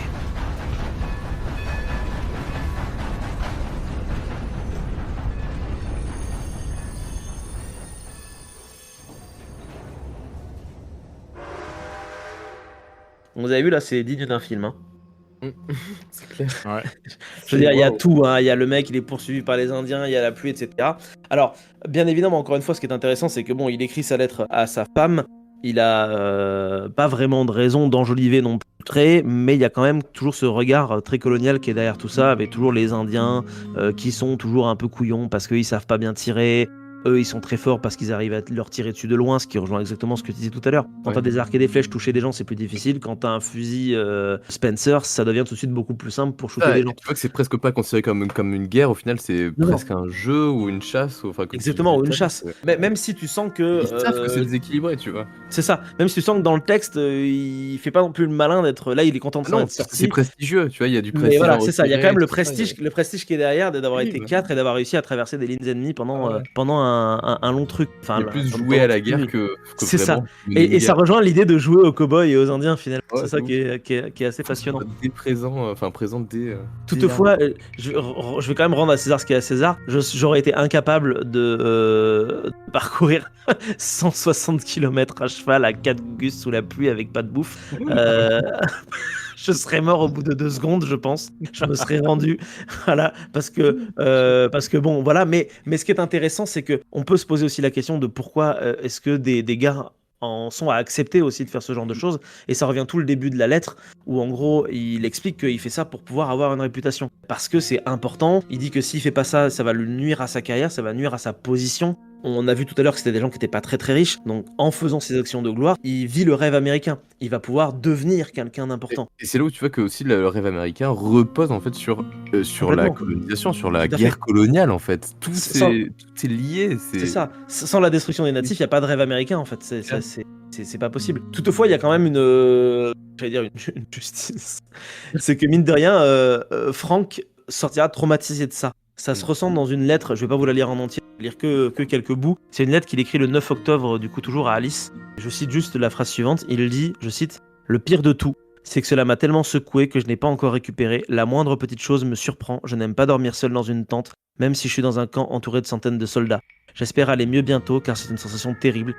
Et si je ne vais pas mieux rapidement, je devrais retourner en arrière car j'aurais peur de me retrouver à fuir ou de me déshonorer d'une manière ou d'une autre. Je vais essayer de faire mon devoir au mieux. » Donc on sent aussi cette pression de devoir faire son devoir alors que le gars est clairement en gros PTSD, stress post-traumatique. Ouais, tu m'étonnes. Il arrive plus à dormir, il arrive plus à rien faire parce que même si c'est un jeu de partie de chasse, il n'empêche Ah ouais. que quand t'es 4 et que t'as 200 mecs qui la nuit peuvent te tomber dessus avec des arcs et des flèches, je pense que tu n'arrives plus vraiment à dormir après derrière. Soit dit en passant, je continue toujours à vous lire quelque chose de très intéressant parce que malgré le fait que clairement psychologiquement il aille pas bien, il ne remettra jamais en cause l'autorité puisqu'il écrit ces lignes-là, je cite, « Maintenant ma chérie, tu ne dois pas rejeter la faute sur le général Miles pour m'avoir envoyé en arrière. Les dépêches étaient d'une importance exceptionnelle et il était nécessaire que quelqu'un occupant une position de responsabilité en soit chargé. Il m'a donc fait l'honneur de sélectionner ton humble serviteur et mari pour prendre en charge les missives, me confiant également de nombreux messages verbaux, on l'a vu tout à l'heure. Cela m'a naturellement placé devant ce dernier avec une certaine distinction, et comme tout s'est bien passé et que je suis sain et sauf, tout est pour le mieux. C'est exactement ce qui devait être fait, et si j'avais été à la place du général, j'aurais fait de même. » Donc là, vraiment, il justifie je vais utiliser le terme contemporain, il justifie un management toxique en réalité, saupoudré d'un peu de masculinité toxique également assez dégueulasse. Et il va clôturer sa dernière lettre en parlant de quelque chose d'intéressant. Liman, donc le major Liman, a perdu le prisonnier que j'avais capturé. Pendant le combat que Liman a eu, il s'est échappé et est maintenant de nouveau en liberté. J'ai eu une grande envie de le tuer après l'avoir capturé, mais je n'ai pas pu, c'était mon prisonnier, et tuer un prisonnier, c'est un meurtre. Ensuite, il a tellement supplié pour sa vie que mon cœur s'est adouci et sa vie a été épargnée. Je ne pensais pas qu'il s'échapperait de Liman, sinon je ne l'aurais jamais confié à lui. Là, c'est intéressant parce qu'on a plusieurs choses dans cette phrase. La première, c'est qu'on a quelqu'un qui ne souhaite pas tuer une autre personne, ce qui est plutôt positif. Donc ça veut dire que si ça vous arrive, suppliez, parce que visiblement, des fois, ça marche. Donc, Ouais, même là. voilà, même quand t'es un natif face à un mec qui est clairement un gars qui participe à un génocide. On comprend le PTSD après. Hein, Tu comprends le PTSD après. Faut imaginer la scène, hein, parce que là, il parle de son tout à l'heure, donc il pleut, il fait la nuit, ils ont chopé un mec, ils sont en train de le pointer avec les guns, le mec il chiale sa mère devant toi, tu te dis si jamais je le laisse en vie, ce qui va pas attirer les autres, t'es obligé de le prendre avec toi, c'est un point en plus. En plus, là, du coup, il a confié le prisonnier à un autre gars. Le mec n'a pas réussi à le garder avec lui, donc ça veut dire qu'il y a un mec qui te connaît, qui se balade dehors. Donc tu m'étonnes que tu dormes pas la nuit, quoi. D'ailleurs, fait assez amusant, ce prisonnier a en réalité un nom. Alors vous allez dire, oui, bien sûr qu'il a un nom, mais il a un nom de quelqu'un d'assez connu. En gros, cette personne s'appelle Tehan ou Tejan, qui était en fait un blanc, comme Franck le décrit justement dans son livre. Et il a été adopté par la tribu Kiowa, notamment par le chef Mamanti. Son nom vient de la prononciation indienne de Texan, qui est un dérivé espagnol pour les habitants du Texas. En gros, ce qui est intéressant, c'est que dans son nouveau, on va dire, peuple, il va devenir un grand guerrier et il va se battre pendant la guerre de la Rivière Rouge à environ 18 ans. Il est capturé par les forces américaines, donc du coup par notre très cher lieutenant Frank Baldwin, et du coup il va être incarcéré, mais le 14 septembre 1974, il va s'échapper. Et il va du coup participer à la bataille du train des wagons de Liman, puisque c'est à ce moment-là du coup qu'il va s'échapper, puisque le fameux Liman va participer à la bataille du train des wagons de lui-même, fatalement. Et il va retourner dans son camp, et il va effectuer plusieurs raids dans la région de Lian Estacado au Texas. Et il finit d'ailleurs par mourir au cours de l'un de ces raids. Ce qui est du coup très intéressant parce qu'on se retrouve aussi avec une histoire qui a plusieurs lectures narratives. Là, on suit du coup Frank, il capture un gars, pour lui c'est un gars, mais en fait, quand on regarde d'autres sources historiques et archéologiques, ce gars n'est pas juste un gars, c'est quelqu'un qui a une énorme histoire, un énorme background derrière. Et c'est chacun des personnages en fait qui ont vécu ce moment, mais aussi chacune des personnes qui ont vécu sur la planète. Quand vous avez quelqu'un en face de vous, c'est pas juste quelqu'un, c'est quelqu'un qui a vécu quelque chose, qui a vécu une vie, qui a un bagage, qui a des tas de choses à raconter, à dire. Et c'est ça que je trouve passionnant aussi avec l'histoire, c'est que parfois on arrive à recouper des trucs et ça fait un bon scénario quoi en fait. Mais l'histoire ne s'arrête pas là pour Frank. Je vais vous dire quand même comment il va terminer, parce qu'il en a pas fini. La question que vous vous posez tous, j'en suis sûr, c'est est-ce qu'il a réussi dans la vie finalement ? Est-ce qu'il a réussi dans la vie, Marc ? Merci Clément. Les aventures de Frank Baldwin pendant la guerre de la Rivière Rouge ont continué après son périlleux voyage. Le 8 novembre, près de la tête du ruisseau de McClellan dans le Panhandle, le lieutenant va surmonter sa peur temporaire du combat et mener un bataillon de 100 hommes dans un affrontement contre le groupe du chef Cheyenne Greybeard et disperser des Indiens. Dans le camp abandonné des Cheyennes, les hommes de Baldwin ont trouvé 2 captives blanches et les sauvé, Julia et Addie German. Les captifs avaient été maltraités et négligés, et les filles étaient tellement faibles qu'elles ne pouvaient plus se tenir debout ni marcher. Après le combat, le commandement de Frank passa la nuit sur le champ de bataille. À la lumière des bougies, dans sa tente, Baldwin continue d'écrire à sa femme, où il raconte exactement ce que je viens de dire. La guerre finira par se terminer.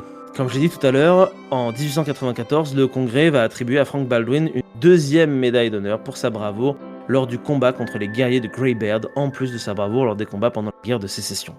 Seul un seul autre officier de l'armée régulière détient 2 médailles d'honneur. Est-ce que vous voulez connaître son nom ? Vas-y. Un certain Custer. Oh.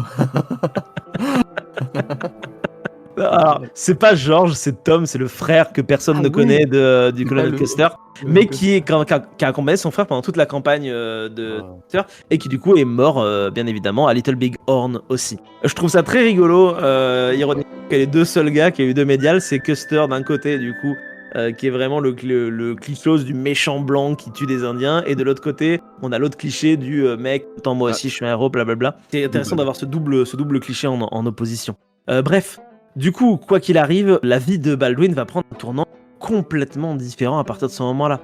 En gros, il va partir avec Miles dans le Dakota du Sud pendant l'insurrection de la danse des esprits. Il va faire partie d'une commission d'enquête sur les événements du massacre de Wounded Knee. Il va d'ailleurs critiquer sévèrement les actions du colonel James W. Forrest pendant la tragédie. Il va finir par devenir carrément colonel. Il va prendre du service pendant la guerre hispano-américaine. Il va être envoyé aux Philippines. Il va diriger la capture de plusieurs insurgés, dont Mariano Trias, le vice-président du gouvernement provisoire philippin. En 1802, en tant que colonel, du coup, il va mener les forces américaines qui pacifièrent la région du sud du lac Lanao sur les îles de Mindanao dans les tribus Moro lors de la bataille de Bayan. Il va finir carrément général de brigade, puis nommé commandant du département du Colorado, d'où il prit sa retraite en 1806. Frank et Alice Baldwin vécurent ensemble en retraite jusqu'à sa mort en 1923. Alice Baldwin vécut encore 7 ans pendant lesquels elle écrivit ses mémoires et celles de son mari. En 1929, à l'âge de 84 ans, Ali vit son livre de mémoires publié. Alice Blackwell Baldwin mourut en 1930, vivant chez sa fille à Santa Monica, en Californie, là où tout avait commencé pour elle. Donc là, vous avez vu, c'est vraiment le rêve américain, quoi, en fait.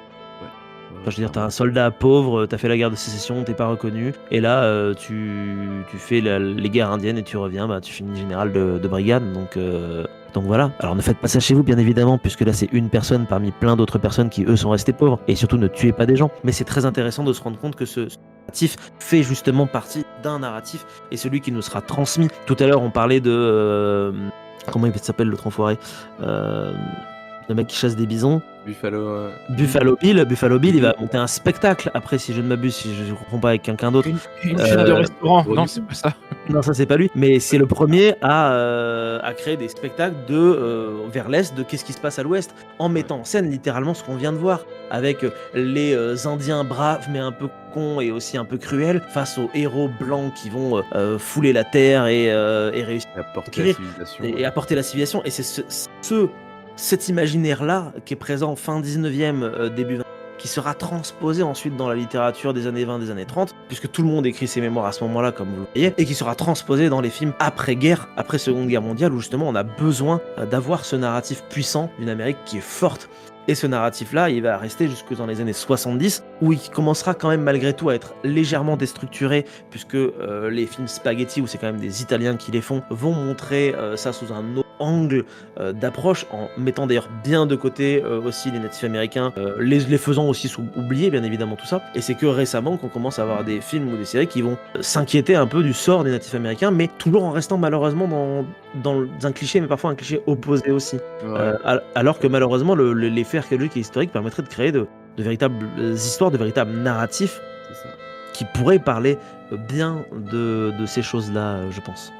Ouais, tout à fait. Non, c'est super, hein, vraiment très très bien ta conclusion. Bah merci, je l'ai improvisé, je l'ai pas écrite. Oh bah Toujours dans l'impro qu'on est. Là vraiment, j'étais en mode, je n'ai plus rien, je suis arrivé au bout de mon paragraphe, je me suis dit, ah oui, c'est vrai, j'avais oublié de rédiger la fin. C'est génial, t'as remis dans une chronologie pour arriver jusqu'à maintenant, et c'est tout à fait ça en fait. Enfin, tu vois qu'il y a une continuité. Il y a une continuité, c'est ça qui est passionnant avec l'histoire, c'est que tout est la conséquence de quelque chose en fait à chaque fois. Ouais, c'est ça, tu peux. Et c'est ça que je trouve réellement passionnant. D'autant plus que dans cette grande... j'en avais parlé dans le hors-série sur la guerre d'indépendance, mais dans cette grande histoire de l'Amérique moderne, etc., et de la conquête de l'Ouest, l'autre grand oublié, c'est les Afro-Américains qui sont, eux, techniquement plus cow-boys que les fameux cow-boys, qui se sont beaucoup engagés justement dans l'armée des États-Unis d'Amérique parce qu'il y avait une bonne solde qu'on pouvait toucher facilement, et eux, ils n'ont jamais été promus général de brigade. Donc c'est que des gens qui ont été oubliés aussi de cette histoire-là, alors que... d'oppressés, ils sont devenus oppresseurs en espérant ne plus être oppressés aussi derrière. Ouais. Donc c'est ça toute la fourberie de ce système colonial qui a été mis en place par les États-Unis d'Amérique depuis la guerre de sécession en fait. Faire émerger des figures un peu unificatrices, comme le c'est mec qui réussit, le colon blanc, machin et tout. Enfin, C'est ça. C'est fou, et pour un mec comme ça, du coup, t'as des milliers de morts, t'as des Ouais. milliers d'oubliés. Ouais, Et puis en plus, ils le précisent bien, même hein, à un moment donné, ils arrivent quand même dans un village et ils contentent quoi. Alors c'est une ligne dans le texte, mais on le voit quand même les choses qui sont perpétrées par ces armées-là. C'est même c'est caché au milieu des lignes, et si on veut les voir, on peut les voir. Le fait qu'ils s'en sortent avec un syndrome post-traumatique malgré tout, est-ce que ça valait le coup de devenir général de brigade si tu dors plus la nuit? Enfin, c'est le destin des forces coloniales dans tous les pays. voilà, c'est ça, dans tous les pays. Ah, Et nous, on n'a pas de leçons à donner non plus. côté. Ah ouais, non, non, c'est sûr. Non, c'est sûr. Après, c'est ouais, c'est super intéressant et de se replonger, de se mettre à la place justement de personnes, Ouais, comme ça pour, vraiment avoir l'imaginaire dans son entièreté et complètement. pas sélectionner, faire du cherry picking de trucs qui te plaisent pour construire C'est un ça. narratif. Mais c'est pour ça que de plus en plus, j'aime beaucoup lire des lettres, écrites sur le vif par des gens qui c'est ce que j'avais fait pour les Wabanaki, là, le prêtre, Sébastien Racle. Je trouvais ça Ah ouais. excellent d'avoir son point de vue sur ce qui se passe parce que c'est tellement subjectif à chaque fois. Ah Tu ouais. plonges dans une psyché d'une époque, en fait, Et c'est concrètement pour ça que et tu peux c'est pas non plus c'est horrible. En fait, c'est moi, ce que je trouve extrêmement frustrant l'histoire pour ça, c'est que tu peux pas reconstruire, en fait, non, une période, un moment, juste à partir des textes, parce que non, il y a trop de subjectivité dans tout. c'est ça. Donc C'est pour ça que c'est juste l'archéologie est hyper important pour mettre en lumière la véracité des textes ou non. ouais, ou Et le d'autres choses, texte c'est et clair, en d'autres fait. choses et le texte lui-même est important pour, Et le pouvoir texte lui-même aussi se faire une idée de la mentalité. Je pense que c'est plutôt ça, le texte sert pour comprendre la mentalité des gens d'une sûr époque et aujourd'hui. tout ce qui est entre les lignes, mais ça Ouais. donne en fait, à chaque fois, ça fait tu sais, quand tu prends conscience qu'entre les lignes, il y a des trucs qui sont pas dits ou sous-entendus ou qui manquent, tu te dis: Mmh. «Mais qu'est-ce qui se passe?» Tu as envie de savoir à Tu as chaque envie de fois. savoir, ouais, c'est clair. Enfin, moi, quand j'avais tu sais, quand j'ai fait la chronique sur les truchements, pareil, parce que Ouais. les truchements, ils sont pas dans les bouquins. Ils sont mentionnés. C'est genre des mots, des phrases qui mentionnent qu'il y a des personnes qui qui sont là et tu as envie de savoir, mais d'où sort cette personne? Détail, Détail. tu le sauras jamais. Dis-m'en plus, bordel. Et puis là, c'est pas de traces archéologiques en plus, donc Et ça ouais. ça développe l'imaginaire, tu sais, ça te fait partir sur des choses, tu te dis: «Mais il y a tellement de dans les entre les lignes des textes Ouais. historiques, il y a tellement de choses qui sont, laissées pour compte et qui ont l'air d'être tellement passionnants, c'est fou». Mmh, c'est clair. C'est pour ça qu'étudier l'histoire, c'est chouette, mais C'est aussi clair. vérifier ses sources, c'est chouette aussi. On peut pas non plus prendre tout et n'importe quoi. Il faut entrecouper les sources, archéologiques, historiques, ethnologiques et cetera. Et nous, ce qu'on fait ici, c'est un gros travail de vulgarisation. Enfin, on fait de la vulga et c'est vrai qu'on s'appuie sur des personnes qui font vraiment de la Qui font recherche. vraiment de la recherche scientifique, voilà, c'est ça. Ouais, moi je mettrais mes sources en dessous parce que pour le coup, en fait, il y a à part la conclusion où j'ai mis un peu de trucs un peu plus perso, mais de réflexion perso, mais sinon, ouais, j'essaie de m'appuyer au max sur ce qu'ont produit, des choses, enfin, Bah, ce c'est qu'ont ça, ouais, produit des chercheurs et des chercheuses, qui ont été validés par leurs pairs et bien qui sont sûr. fiables, quoi. Mais c'est à ça que sert la vulgarisation, c'est aussi mettre en lumière des choses qui sont, pour les scientifiques, que eux balancent, avec leur C'est jargon ça et scientifique, pas assez connu du grand public et en pas assez plus. connu du grand public, bien sûr, c'est ça, ouais. Tout à fait, tout à fait, tout à fait. C'est pour ça qu'on va continuer à faire, de la vulgarisation scientifique sur cette chaîne et même si ça prend beaucoup, beaucoup de temps, on essaiera quand même de continuer dans cette lignée-là. En tout cas, merci du coup Nicolas, merci Clément de venus ce soir Merci à pour vous. parler de ce Ouais. conflit méconnu qu'on espère, chères auditrices, chers auditeurs, chers tous, que vous avez, aimé écouter cet épisode, que vous avez appris des choses, que ça vous donnait soif, d'apprendre, que ça vous donnait soif j'allais dire de justice, je sais pas pourquoi je dis ça, mais en tout cas de mieux comprendre Social, aussi oui, on le peut le de dire. justice sociale. Allez, soyons fous, il est 22 heures. De justice sociale, exactement et Le on mot est espère aussi lâché. que combattez l'extrême droite C'est Ne pas bien massacrez d'être pas les méchant. animaux. et bref, surtout soyez heureux et essayez de faire le pas non Oh plus marcher non, dessus. ça a Voilà. coupé. Ça a Ça a coupé. coupé, Qu'est-ce putain! qu'on va essayer de J'allais dire faire? on essaie de me couper, j'ai dit: «Soyez heureux, ne faites pas de mal Non aux mais gens voilà, autour de ça vous, mais c'est ne soyez tu es pas sur non plus», écoute. je suis sur écoute, mais c'est bien sûr. J'ai dit le mot nazi tout à l'heure, donc c'est foutu. Mais bref, en gros, prenez soin de vous, et voilà, c'est tout simplement. Et aimez-vous les uns les Bah autres, ouais. comme a dit le Christ. Ça n'a aucun sens. Pourquoi lui? Ça n'a aucun putain de sens. Je suis très fatigué. Et Bonne surtout bonne lisez s les textes de Calvin. oui, oui, la réforme. Rejoignez la réforme. Le truc qui a plus de sens du tout. C'est ça, c'est clair. Là d'ailleurs, vous vous saviez qu'aujourd'hui c'est l'anniversaire de la chute de Constantinople, hein? On en parle ou pas? Aujourd'hui même là? Oui, c'est le Heu, 29 mai. Bah, on ah enchaîne, merde, le allez. Voilà. 29 mai, c'était la chute de Ouais, Constantinople?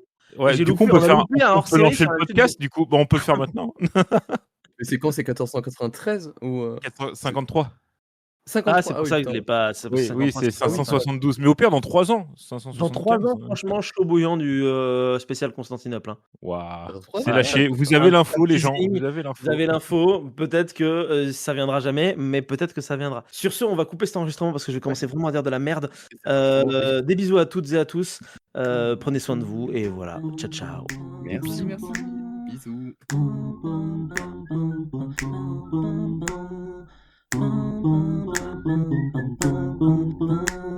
Du Oui. sujet, je sais pas si ça te va Nico? Ouais, moi, comme d'hab, j'ai 13 pages et demie, donc j'ai 15 illustrations. Voilà. On va boire Non, mais les on est là jusqu'à paroles. 22h, Voilà, c'est pas je grave. m'en sers C'est pas grave, hein. les gros moyens. Alors qu'à la Ah, base, tu Ah moi, oui! je pense que tu avais dit: «Ouais, j'ai un petit truc et tout, je viens comme ça un peu à l'arrache». C'est le piège. C'est le piège. Bah, écoute, on va s'y jeter tout de suite si ça vérifier vous que convient. parce que j'ai une petite illustration, je crois, parce qu'elle est marrante. Non, j'en ai 2, ouais. Oh, stylé. Hop, bébé. Attends, tu as dit, Clément, j'avais fait le 1 pendant mon enfance? Ouais, parce que, bah, c'est quand Là, ça m'a il fait un peu mal ce que tu viens de dire. non, mais quand je dis mon enfance, c'est que j'étais pas majeur, je devais avoir, je sais pas, Ouais, 8 ans. justement, c'est bien ce Quoi? que je dis. Ah ouais, là, c'est waouh!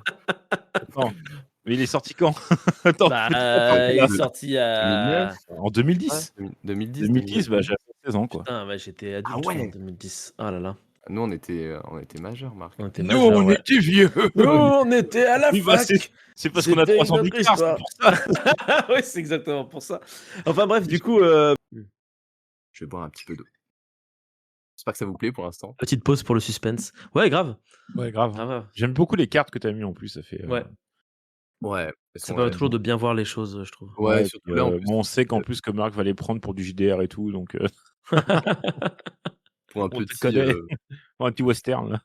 c'est clair, vu que c'est un petit site, autant tout avoir sous les yeux, c'est C'est assez facile. clair. À près de 50 yards. Merde, j'ai oublié de trahir celui-là. Tac, tac, tac, tac, tac. Mon traducteur de yards, il est où? Hop, ça doit pas faire beaucoup normalement. Oui, il y a pas trop de diff, en fait. Et c'est une diff, ça se joue à 5 près. Donc